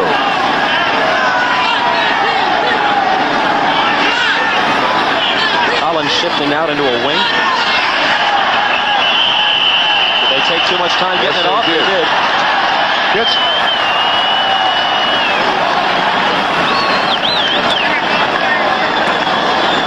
I'll tell you what happened there, Bob. Pittsburgh faked the blitz and Flick's inexperience coming in there. We're also going to start watching John Hanna. Delay of game, number 10 offense, second down. Very closely. We're going to start watching John Hanna, an all-pro performer, playing on his team. And we're sounding very desperate here. They're 4-3 and still have a shot at the playoffs. But this guy is unquestionably the finest guard there is in the NFL. Let's watch him up close and personal. You didn't really say that, did you? A minute. Second down and 14. Another audible. Pittsburgh faking the blitz.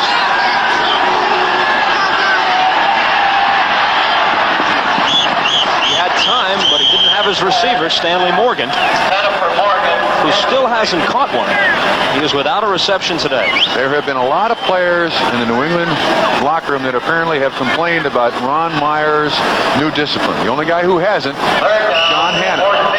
And when he starts complaining, then I think Ron Meyer's got to think about what he's doing. But I repeat, unquestionably, the finest offensive guard there is in the game today. You think he's the only guy who hasn't complained? After all, they're 4-3. Last year they were 2-14. He has not complained. He has not complained about the discipline. That's the point I'm making. Yeah, I know, but you said he's the only guy who hasn't complained. I think 48 other guys have complained. He has a very good work ethic. By Dwayne Woodruff. It was Woodruff whose interception in overtime set up the touchdown which won the Cincinnati game earlier this year, and he almost had 6 on this one. Woodruff, the fastest player on the Pittsburgh Steelers. You see the pressure that Flick gets, but once again, I believe that's inexperience. We'll watch John Hanna at the line of scrimmage now with a 34 defense who's uncovered, and if there's no linebacker blitzing, he helps out wherever he can. In that particular case, he helped out Holloway on Edmund Nelson. Here's the punt. Only Signal backs up to his 20 and is cut down at the 23. Good tackle. And another great punt by Camarillo. 55 yards. Ron Meyer has called him, even with the presence of Ray Guy, the best punter in the NFL, and he certainly hasn't done anything to disprove that today. 54 left in the third quarter. Let's pause briefly for station identification on the NBC television network. You're watching WVIT Channel 30, New Britain, Hartford, Waterbury, New Haven. Just before the half began, Trump, I noted that Grogan was walking around on the sideline trying to walk off the effects of being belted on the noggin, but that was my mistake. That was Flick in the warm-up jacket, and Grogan, in fact, is in the clubhouse and has not come back out since halftime. Franco Harris. Only a yard on first down. Why soon on the tackle? I see Tippett in there. Andre Tippett, high draft choice. In the second round, they had 3 picks in the second round. They had 2 picks in the third round, 2 picks in the first round this year. Grogan is suffering from a slight concussion. In case you joined us late, hit right at the end of the first half. Ron Johnson. Harris now 19 carries, 78 yards, heading towards just his second 100-yard rushing day in 1982. Dick Hope, the Steeler backfield coach, said he's got to carry it 20 times a game to be effective. His next carry will be his 20th. That was Frank Pollard. He has averaged about 18 carries for his career per season. There's Kavanaugh warming up from right here in the Pittsburgh area. Went to school here. Patriot people make no effort to hide the fact that quarterback could very well be one of their drafting priorities this spring. You can see there 4 TDs, 4 interceptions, just 36% complete. And he is accused of not having a strong enough arm. If you don't have a strong arm in the NFL, you will not make it. I'm going to let you watch the coaches react to this play. On 3rd and 5. Meyer had his back turned, but he's happy with the result nonetheless.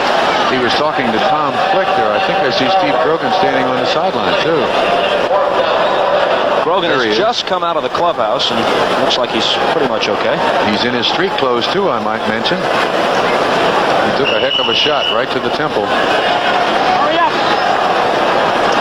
So we'll see if it's going to be Flick or if it's going to be Kavanaugh in this upcoming series for the Patriots.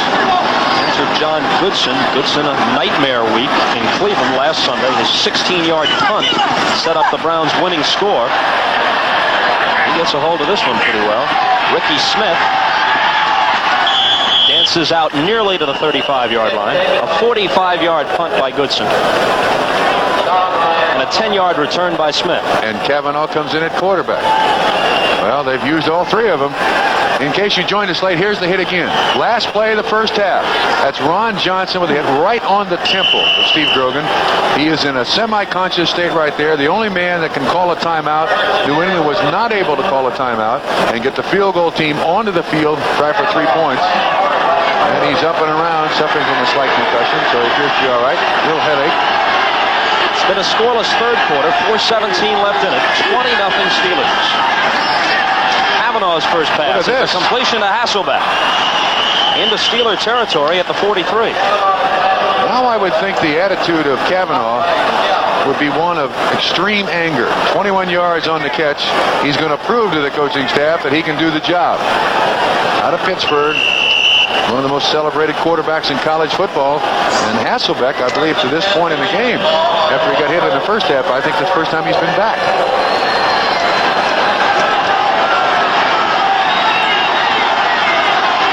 I'm rooting for Matt Cavanaugh in this situation. I think he was brutally treated by the coaching staff going with Flick. Collins for a gain of 3 to the 40-yard line. Go get him, kid. Jack Lambert and Ron Wooten. Yeah, Ron Wooten, who started at right guard today because of Bob Kreider's knee difficulties. Offsetting penalties. Call him on both sides. Yep, he's going to call him on both sides. Come on, Cavanaugh. Let's root for Cavanaugh in this situation.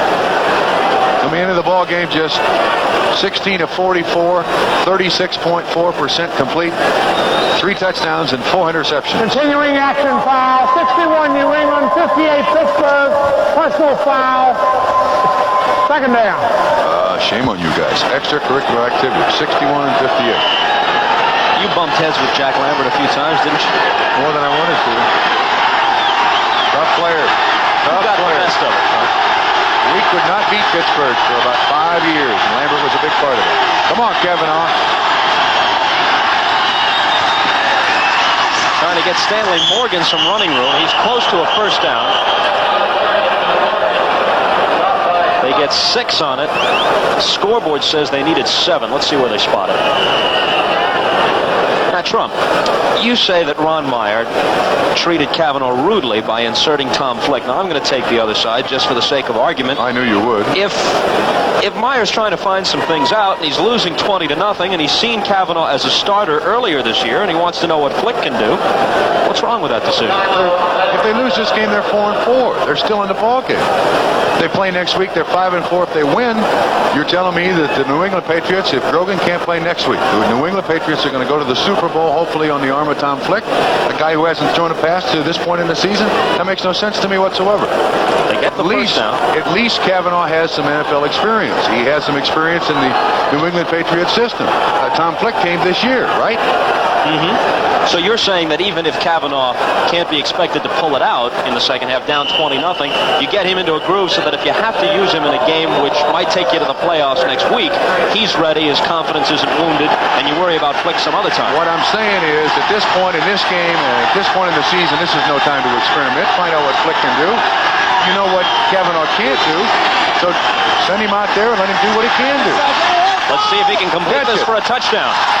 Was he in? What does the official say? Out. I'm all for him. I hope he has a heck of a day.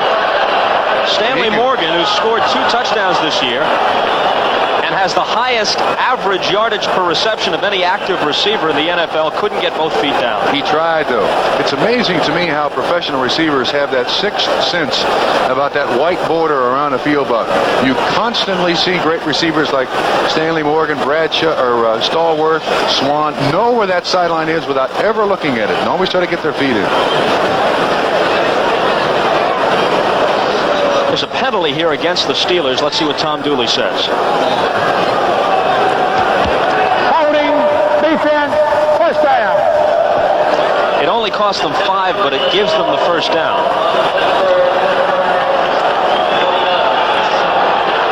just across the Steelers' 29. You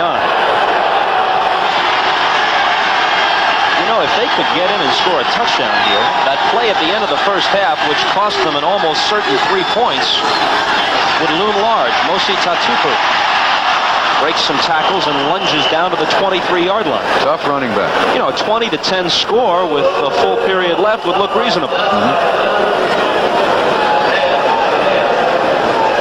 Wow. 21-20 now as Doug Williams hits James Owens with a 2-yard scoring pass. Earlier, Williams had run in from 3 yards out, so after trailing 21-6, it's now 21-20. Tampa Bay getting back into it, and they've still got more than 12 minutes left in that game. The Cardinals in the third quarter lead 17-7. One of their touchdowns came when Roger Worley, off a fake field goal, he's the holder, he ran it in from 18 yards out. Lynn Dawson inside the 10-yard line. He thinks he didn't step out, but the official disagrees. No. It's a touchdown. All right, It is, Kavanaugh. you're right. I'm with you, Kavanaugh. 23 yards. On the catch, and you're out of tune. Go get him, Kavanaugh. I'm all for him. You know, one official was standing along the sideline as if to mark it. And the other official says touchdown. Yeah, take that. That's what Kavanaugh is saying. See if he stepped out as he walks the tightrope. If he did, that's where it was, the step before the last one. Good acceleration by him, and then he gets by those defensive backs. The official was right there to make the call, Bob, but he didn't make it. 6 points. All right, Matt Kavanaugh.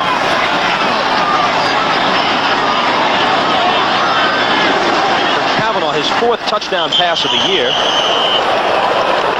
And for Lynn Dawson, the first touchdown of his career. Go get him, kid. You can go over that sideline now, and guess who'll be staring at whom? Smith's point after makes it 20-7. We still got 1:56 to play in the third quarter. Appears to me that all of his teammates are rooting for him. We have an opportunity here to tell you that this telecast is presented by authority of the National Football League and is intended for the private use of our audience. Any rebroadcast or other use of this telecast without the express written consent of the Pittsburgh Steelers and the National Football League is prohibited.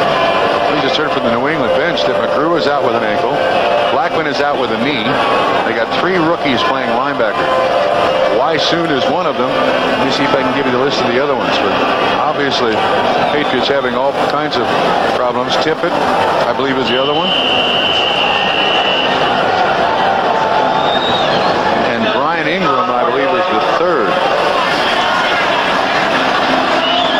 John Smith, who sat out the first portion of the year with an injury, as they tried first Noble Rexford Robinson and then Dan Miller for a short time as their pitchers.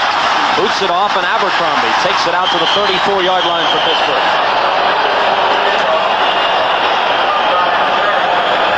Well, as we said at the top of the show, the Pittsburgh Steelers were treating this football game as a playoff game. Those stats by Terry Bradshaw impressive, considering that in the 2 previous games he had completed just 29% of his passes, thrown 6 interceptions, no interceptions today.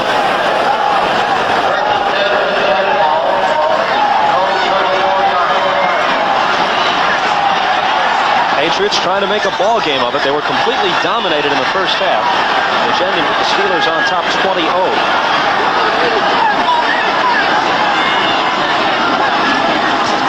Pollard, who scored a first-half touchdown, lowers his head and drives for 7 yards on first down. Inside trap, 8 yards on the carry. We got an update on the Kansas City-San Francisco score. San Francisco's points come on 3 field goals by Ray Wersching. The latest one, 42 yards. Now 10-9. Green Bay over Atlanta, which surprises the heck out of me. Lynn Dickey, 2 touchdown passes to James Lofton, one of 80 and one of 57. They lead 28-7 over Atlanta. Clock running and moving down toward a minute to play in the third quarter. Russell Davis. Close to a first down, near the 45-yard line of Pittsburgh.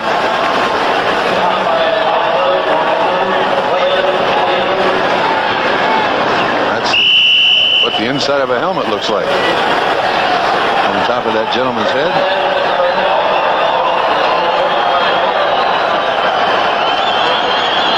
Certainly looks comfortable, doesn't he? Now, George Allen wouldn't allow that. Why not? You're not allowed to sit on your helmet on the sideline when you play for George. I didn't know that. Never played for George. 30 seconds left. Here comes, cut! Swan comes back and makes the catch. That's his third reception today.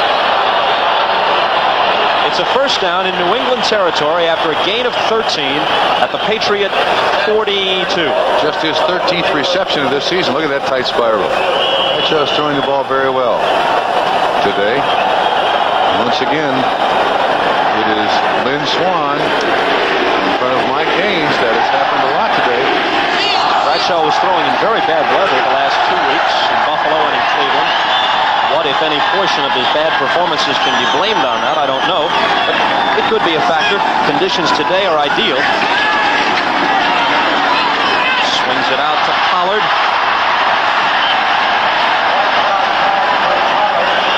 One of the toughest passes for a quarterback to throw, 8 yards on the catch by Pollard, but the receiver is going away from you. This is not easy to do. Bradshaw makes it look easy. Steps up. Look at that. Right on the numbers. Pollard doesn't have to adjust his route to catch the football. It's the end of the third quarter. When we come back, the ball will be at the Patriot 34, where the Steelers will have 2nd and 2. At the end of the third quarter with a score, Pittsburgh 20, New England 7. We'll be back after these messages from your local station. Steve Grogan out for the day, and John Smith on his right.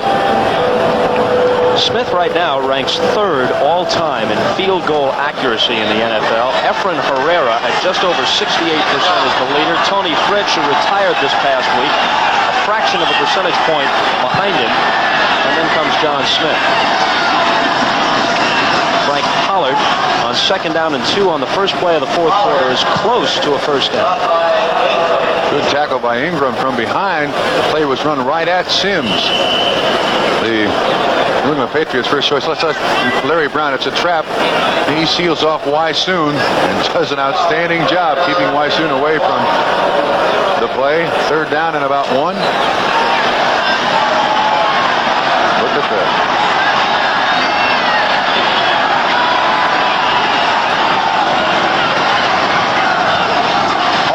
Motion. Russell Davis gets the first down and is upended as he crosses the 30-yard line.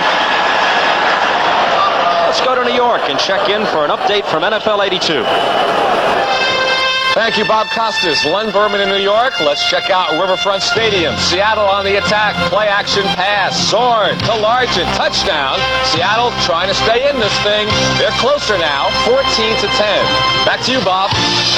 All right, thanks, Lenny. And again, as we mentioned earlier, the Steelers with a win today and either a loss by Seattle at Cincinnati or by the Browns at Houston would get into the playoffs. Of course, they'd still have incentive next week against the Browns, trying to get home field advantage and wind up with the best record they possibly can. Pittsburgh always plays tough latter stages of the season. There's Matt Cavanaugh. I'm rooting for him today. I don't care what happens the outcome of this game, but he deserves a little respect from the coaching staff of the New England Patriots, and I hope he gets it in the end zone again. So someone will ask, why'd you go with Flick, a guy who hadn't thrown a pass in 1982? This is the 8th play of the present Steeler drive. 13 minutes and 15 seconds to play in the game. 20-7 Pittsburgh. Bradshaw. Swan was open. He had a step and a half on Haynes, but it was overthrown. There was a shove by Haynes there too, but it was not called by the official. But let's watch John Stallworth. This is on Claiborne as he tries to get by. That's the one chuck allowed in the first 5 yards. And that's not allowed, but nevertheless, Claiborne got away with it. A little crowded down there on that field sometimes. Bradshaw's numbers, 14 of 23, 189 yards, 1 touchdown. Stallworth caught that.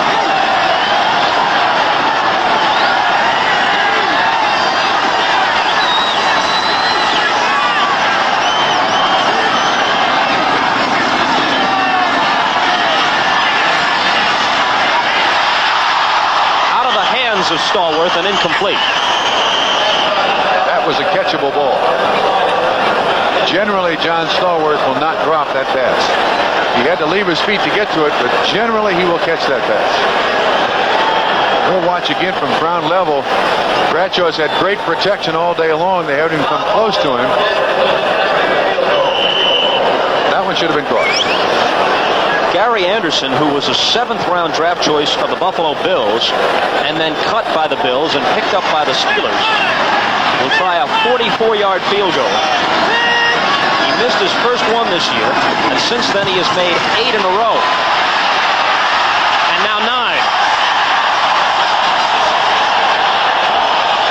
The 5'9", 159-pound Anderson, in his senior year in college, made 18 of 19, and now he's made 8 straight as a pro. In New York and in the Astrodome, Houston doing damage to Cleveland's playoff hopes. Don Kraft takes it over. The lowly Oilers now lead the Browns 14-10. Back to Bob Costas and Bob Trumpy in Pittsburgh.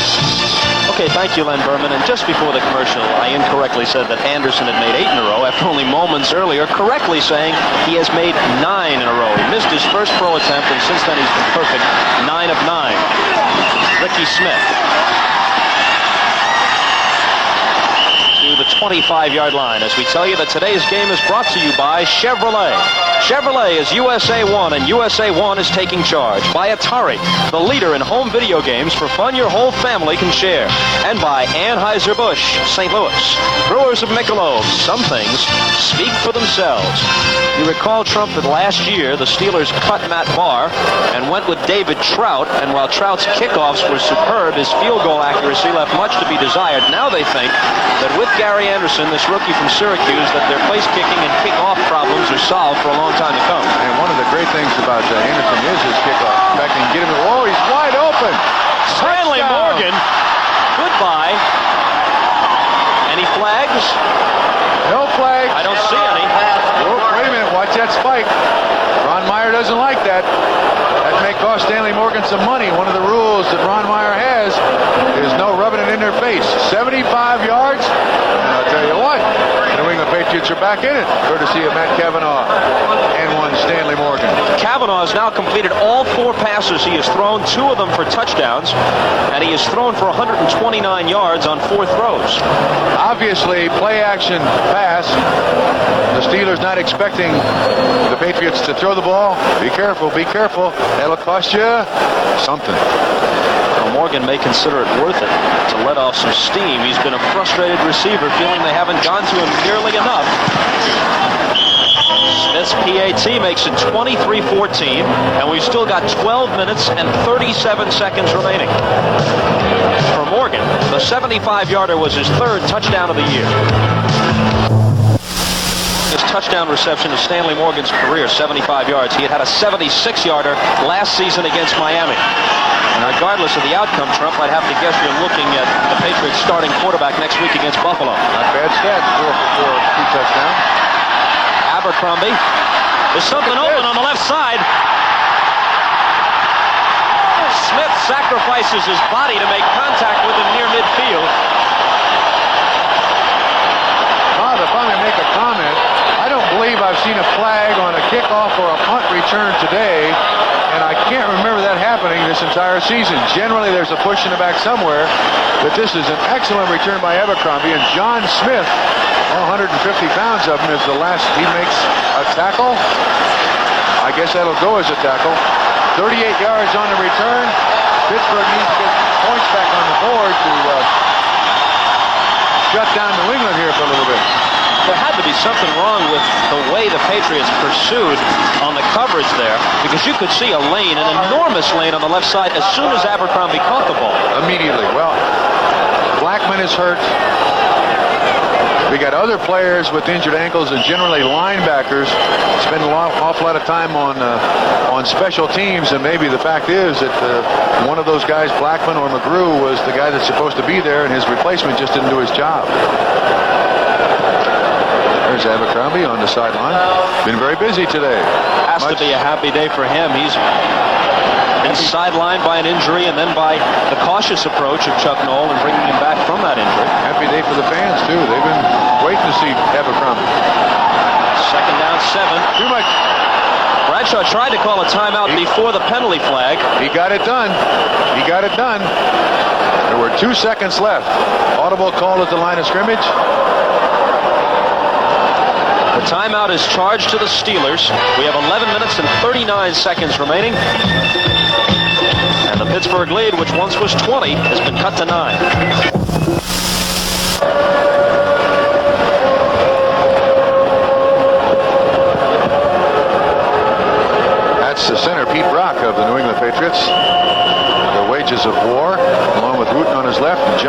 is right.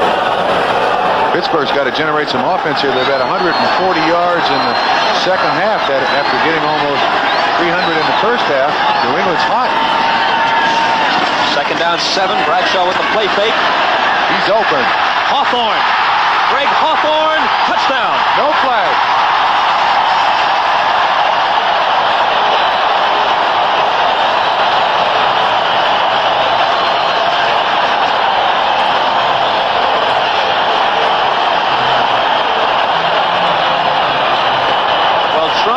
And you shall receive.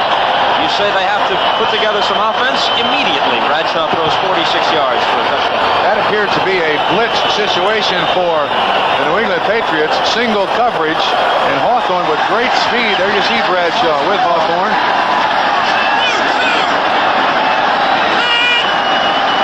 Anderson for the conversion and the 30th point. They're back in front by 16, just like that. It took them 2 plays after the long kick return by Walter Abercrombie to cover 49 yards. 1 minute 7 seconds of elapsed time. Yes, Terry, your second touchdown pass of the day. Last 2 weeks he's been very cold, but today those are impressive stats. And if he gets a 300-yard passing day, Bob, it'll be his first 300-yard passing day in 1982. Meanwhile, we've seen a lot of 400-yard passing days by the likes of Fouts and Montana and Anderson this year. Watch the finesse here by Bradshaw. Realizing the receiver is open, he throws it up somewhat so that the receiver can run under it. He looks, and at that point when Hawthorne has the ball, he knows it's a touchdown. Great speed Hawthorne has.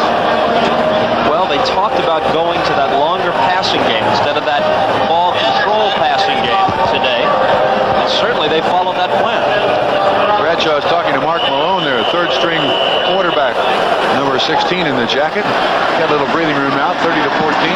Anderson's first 2 kickoffs went for touchbacks. His subsequent kicks have gone to about where Smith took this one, just inside the 5.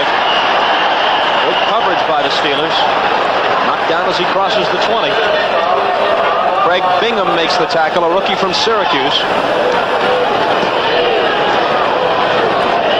Pair of teammates for the Orange Men last year. Anderson with a kickoff, Bingham with the tackle. Ron Meyer has those rules on the road. You're not allowed to leave the hotel. Very little free time, all kinds of meetings, team meals. Some of the veterans have grumbled, but he can say, look, we were 1-13 on the road before I got here. We've split 4 on the road since I've been here. We're 4-3, so my way has to be better. Lynn Dawson, who caught a touchdown pass earlier, is belted down by Mel Blount. Excellent job, too. Dawson had that reception. Blount just pulled his arms away, and that's the first incompletion that Kavanaugh's thrown this afternoon.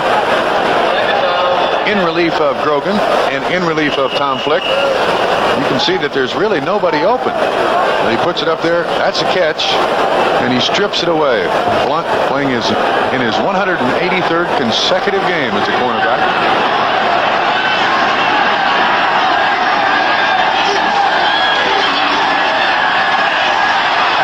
Second and 10. And he's got Stanley Morgan. Morgan, who hauled in the 75-yarder just moments ago, is to the 47-yard line and a gain of 22. Excellent job by Morgan, too, going behind the linebackers in front of the defensive backs. This was total zone. And you'll watch Grogan, you'll watch Kavanaugh on the left, and the break by Morgan. Looks off the weak safety. Good catch, even with gloves on. 22-yard pass and catch. New England now at their own 47-yard line. But he'd be better without the goal, right? I agree. You were the one that said it. I was just echoing your sentiments earlier. Kavanaugh. It was picked off, but Merriweather was out of bounds. Mike Merriweather, a rookie from Pacific. Hasselbeck, the intended receiver. This is a tight end corner. Good coverage by the linebacker. Kavanaugh slipped there a little bit, but you'll see that this linebacker is right between the quarterback and the receiver. Excellent job, but no interception. Second down and 10. Unless I've overlooked something, the Steelers, with 30 sacks coming in, have not sacked the New England quarterback, and neither have they had an interception or fumble recovered. Correct. Blitz. And Kavanaugh eluded. He's running for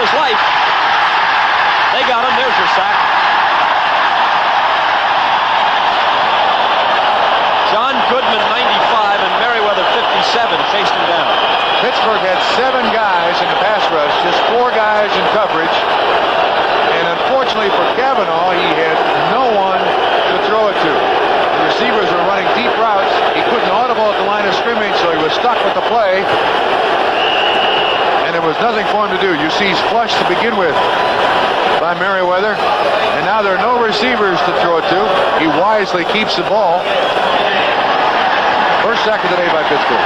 26 of those 31 sacks have come post-strike. And a healthy sack it was, a loss of 17. It's 3rd and 27.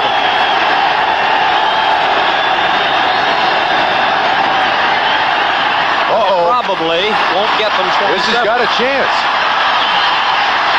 I stand corrected. It'll get them a whole lot more than 27. There's a flag down. Is that what you're telling me, Trump? Well, I think so. He threw it all the way out of bounds. They got a clip on a New England Patriot offensive lineman.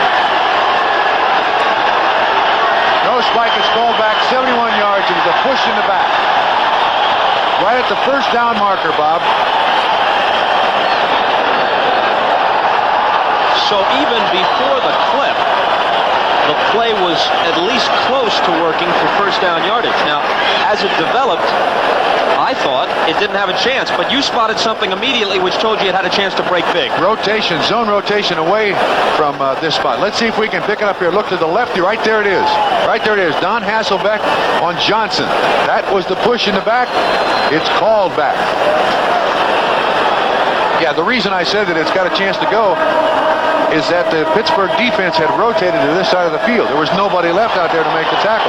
Ron Johnson had to run almost from the near hash mark all the way over there to even get a chance at the tackle. But Hasselbeck with a push in the back, and it's all nullified. The ball placed at the 41-yard line. Call the same play again. Nope. 3rd down, and this time they need about 15. But Preston Brown couldn't hold it. Preston Brown, the intended receiver. Kavanaugh with an excellent throw over the outstretched arms of Mel Blount, and this ball should have been caught. He looks inside, ball is thrown. Watch the reaction by Kavanaugh. That was right on the money. Preston Brown realizes it too. What had happened on that last play, Trump, they brought the ball back from the point of the foul, and actually New England had picked up 12 yards from what was the line of scrimmage before the penalty. Sidnor gets across the 30-yard line to about the 33. The tackle is made by Ken Toller. The punt is the second shortest of the day by Camarillo, 39 yards, and it's brought back 13.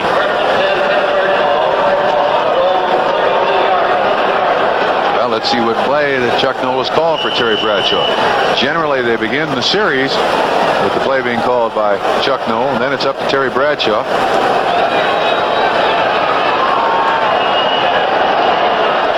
San Francisco now with the lead at Kansas City.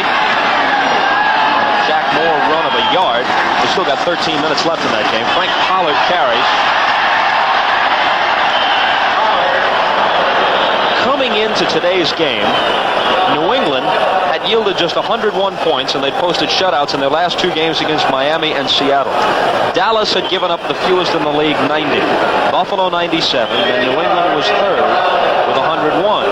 Pittsburgh was the 4th stingiest, 111 points allowed. Since the strike, the Steelers had scored just 68 points, and 35 of them came in one game against Kansas City. In the other 4 games, they were averaging barely a touchdown a game.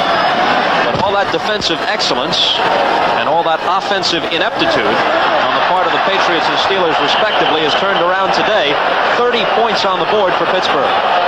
Tell you what, Bob, all day long, Pittsburgh has chosen to run right at Ken Sims, too. The New England Patriots' first-round draft pick. He's a rookie, of course. He's still got just 9 games of experience. Cincinnati leads Seattle 17-10 on a Jim Breach field goal of 34 yards. Still 10 and a half minutes, though, left in that game.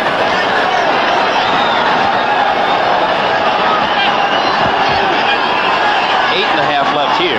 30-14 Pittsburgh. They pop it over the middle of Benny Cunningham. And Cunningham is down to the 31-yard line of New England. have pretty much silenced the comeback try of the Patriots. This is good for 23. Second time they have run this pass, too. Obviously, the New England linebackers right up in the line of scrimmage, expecting to run, and therefore just a little jump pass over the line of scrimmage to the tight end, good for 23 yards. And at 260 pounds, he drags about 4 guys an additional 6 yards.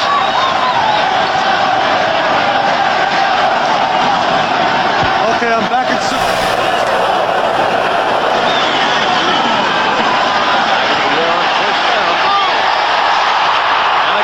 Lynn Swan, or is it Jim Smith? It's Jim Smith. A gain of 24. So they've eaten up 23 and then 24 yards on consecutive plays. And it's first and goal at the 8. Bob, I've noticed that the Pittsburgh Steelers have a new man in their offensive lineup. That is Punch Ilkin, playing right tackle in replacement of Larry Brown, who was over Ken Sims. Ilkin getting some experience in there. Young man they feel is going to be an excellent offensive lineman for them in the next couple of years. And where is he from? I'm not sure. It's Turkey. Ah, Turkey. There's Ken Sims. Not the University of. Ken Sims over Punch Ilkin.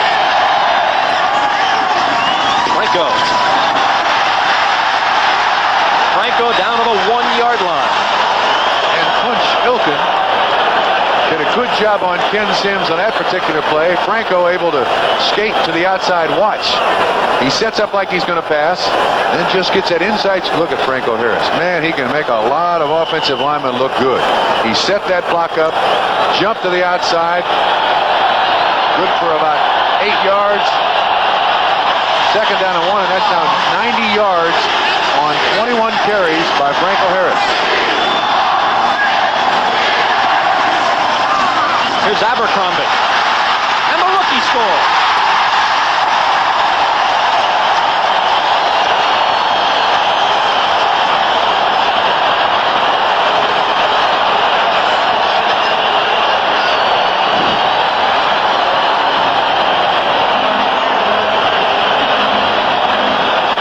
Well, he's been saving it up all season long, and he's broken loose today. Well, everything has gone right for the Pittsburgh Steelers. Craig Wolfley, number 73, guard pulling out. Abercrombie able to go outside for the 6 points. Pittsburgh has reestablished dominance in this game, 37-14. They go 68 yards in 6 plays. It took 3 minutes and 45 seconds. The first touchdown of Abercrombie's career caps it. 6:02 left, 37-14 Pittsburgh. New England led the league in average yards rushing per game with 163, but Pittsburgh has come at them with 198 yards on the ground today. I think that's their biggest total for the season, rushing yardage. That's 37 points. Is also the highest point total they've had in this 82 season. Ricky Smith does not reach the 20. Craig Bingham again got down to make the tackle. Kavanaugh cannot be faulted for his performance, and despite the fact that the Patriots are again losing big, Kavanaugh has made his bid to be the starter next week against Buffalo.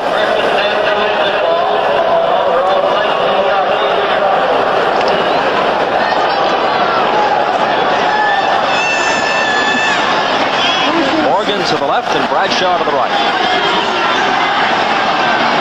So that's the tight end on the right side.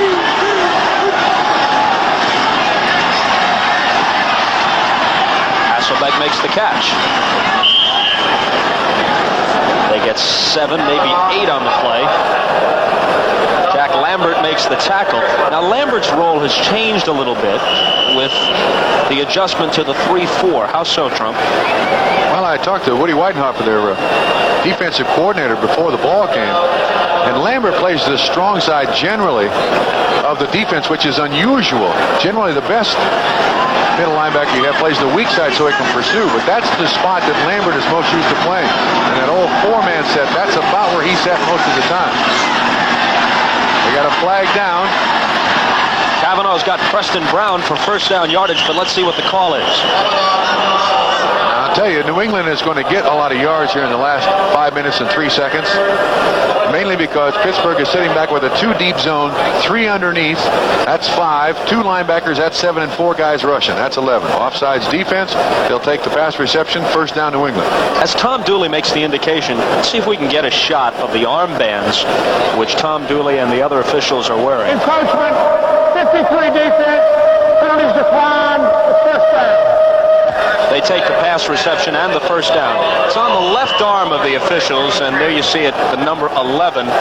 That's in honor and memory of side judge Vince Jacobs, who passed away this year. He had been an NFL official for 7 seasons, and he was from the Pittsburgh area. It's possible that his wife Hedda is watching the game today. Catch made by Lynn Dawson. And Dawson is into Pittsburgh territory at the 44-yard line. Mike Merriweather, the man in coverage there. Linebacker on tight end, 14 yards on the catch. And Dawson had trouble hanging on to the football, and that's why he was able to break the tackle and get up there for a first down.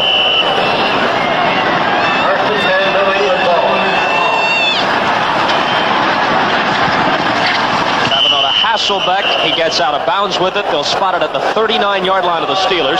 Stops the clock with 4:31 left as we go to New York.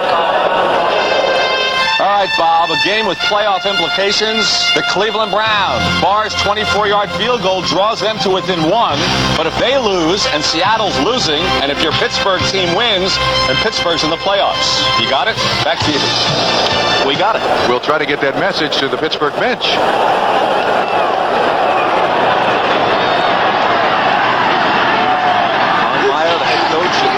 Las Vegas at SMU. Before coming here to New England. Flag is down. Brown was the target. In the spot generally indicating holding. I think it would be on Shelby Jordan holding John Goodman. Let's see. Or Sam Cunningham. He was in the area too. 39 or 74. Shelby Jordan is lobbying. I think that's probably who they're going to call it on, Bob. You saw it.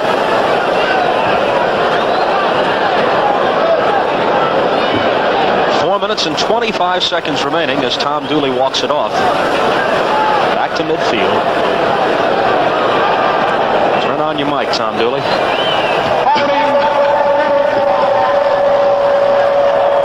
Shelby Jordan on the hold. No comment on the comment.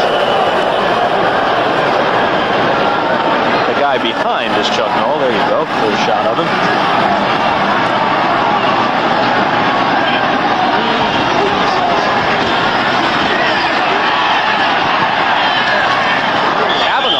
The needle and finds Hasselbeck, so he continues to throw the ball well. Once again, the 2-deep zone by Pittsburgh. Linebackers dropping very, very deep. Merriweather 57, Lambert 58. Watch Hasselbeck just in the spot between them. Comes back, Blunt on the outside, Merriweather on the inside. 11 yards on the catch, good. Not quite good enough for a first. Oh! A wobbler is picked off. Anthony Washington, that's a fumble, and I think he recovered his own. There's also a flag down. Very busy play. He had a little bit of everything, yes. Looks like it's offsides against Pittsburgh, so the interception will not count. They'll add 5 yards to it, which should be enough for a first down. And New England still driving. So the Steelers still without officially a takeaway today.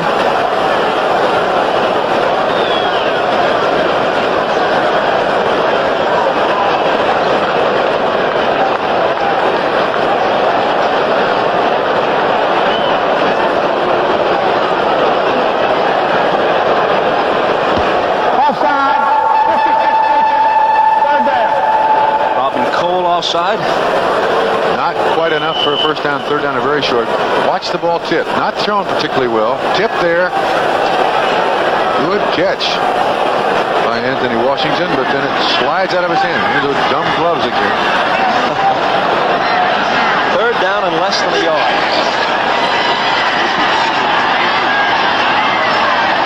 Incomplete, intended for Morgan, and obviously they'll go on fourth down. I would think. You know, as much as it pains me, Trump, I have to agree with you here because this is not even a cold day. No. Up here in the booth, we have to handle papers or whatever. Neither one of us wearing gloves. The temperature's around 50 degrees, so if you are wearing gloves on a day like this, it strictly is fad and fashion. That's right. It has no functional purpose at all. That's right. And what makes the gloves bad is that on this carpet, there is a fiber and it absorbs water. So the tips of the gloves, you see the guy with his hand on, Lynn Dawson? The tips of those gloves will get wet. That's where receivers should catch the ball, on the tips of their fingers. Collins keeps the drive alive, getting inside the 30 for a first down. I think Pittsburgh's string of not allowing an opponent a 100-yard rushing day will stay intact. It'll now be 41 straight games. The last guy to do it was Greg Pruitt of the Cleveland Browns. And in all 4 of New England's victories this year, they have had a man rush for 100 yards. Collins 3 times, Mark Van Eegen once. Van Eegen, with muscle spasms in his back, scratched from the starting lineup today and replaced by Sam Cunningham. Collins with 33 yards today on 12 carries. Intercepted by Lauren Taves. Len Dawson pushes him out of bounds, and it's Steeler ball with 3:10 left. That's the first turnover that Steeler has had, right? That's correct. Lauren Taves, an excellent reserve for many years, finally getting a chance to start and play all the time now that they've gone to the 3-4. I think Matt Cavanaugh forced that ball, trying to get it to a receiver. Lynn Dawson on the tackle. Pittsburgh takes over.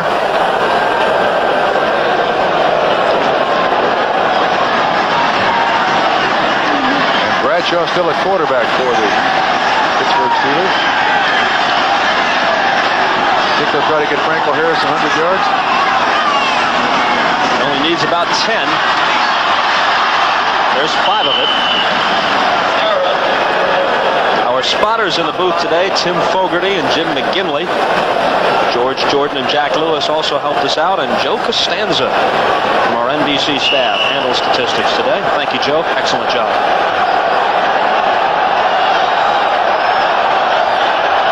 Houston, Cleveland, 8:03 left, 14-13 Oilers at the Astrodome. Seattle, Cincinnati, 7:46 left, 24-10 Bengals. Pete Johnson just scored from 3 yards out at Cincinnati. He's very close to the 100 as he reaches midfield for a first down. He has gone over 100 for the second time this year. Last time was the opening game of the season against the Dallas Cowboys. It's the 41st time, there you see it, that he has gone over 100 yards in his career. 23 carries also. Earlier, Lynn Swann got the standing ovation when he broke the Steeler receiving mark. This standing O belongs to Franco. 2-minute warning, 37-14 Steelers. And here's another of our fantastic finishes features.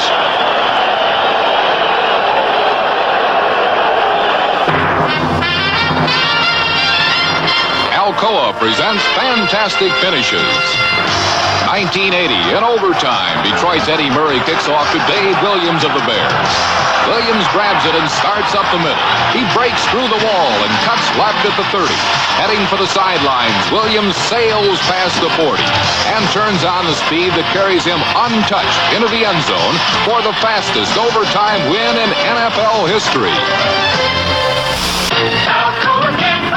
Take a look at the strength of aluminum, the reliability of aluminum, the space and comfort of aluminum, the corrosion resistance of aluminum. Aluminum means increased value and improved performance, more payload, more miles per gallon. Aluminum, it's the metal that moves America, and we're doing it now. We can't wait for tomorrow. This is Len Berman in New York. Moments ago in the Astrodome. Houston nursing the lead. Earl Campbell fumbles. Cleveland recovers. They convert it into a touchdown. So Cleveland's now ahead. Hold off the Pittsburgh clinching party, Bob Costas. you, Lenny. But what a ball game we could have here next Sunday when the Browns collide with the Steelers again. A week ago in Cleveland, the Browns prevailed. Playoff implications, home field advantage possibilities, it'll all be part of the mix if the Browns hold on to win at Houston. With the Steelers upping their record here with a victory over the Patriots to 5-3. Webster snaps, and Bradshaw hands to Abercrombie, who's brought down for a loss.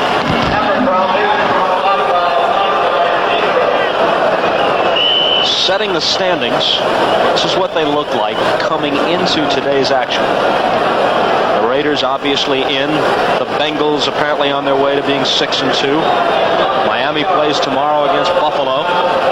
And Buffalo is the opponent next week at New England, so what happens tomorrow night in that game with Miami could set up quite a game between the Bills and Patriots. Games next week.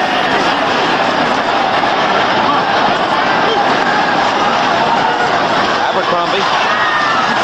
And even the games involving, just back to the line of scrimmage on that carry, even the games involving those who are in good shape, like San Diego and the Raiders, are important because you're jockeying for home field advantage.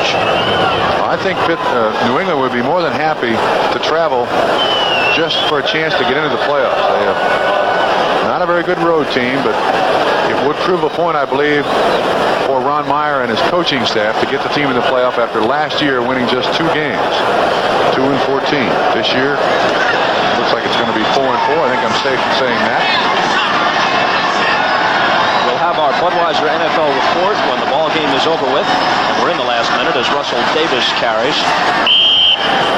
And this will leave them with 4th down. Patriots have timeouts remaining if they choose to use them. Pittsburgh does not have to run another play.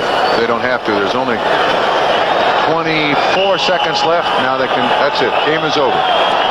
There is also a possibility, as now Chuck Noll has tied Hank Stram with 136 wins, 8th on the all-time list. There's a possibility, if time allows, that some of you watching this game will see the end of the Cleveland-Houston game.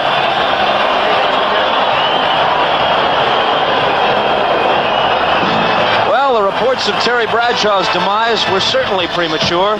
Big day for him, big day for Franco Harris, and for the rookie Walter Abercrombie. 37-14 Steelers.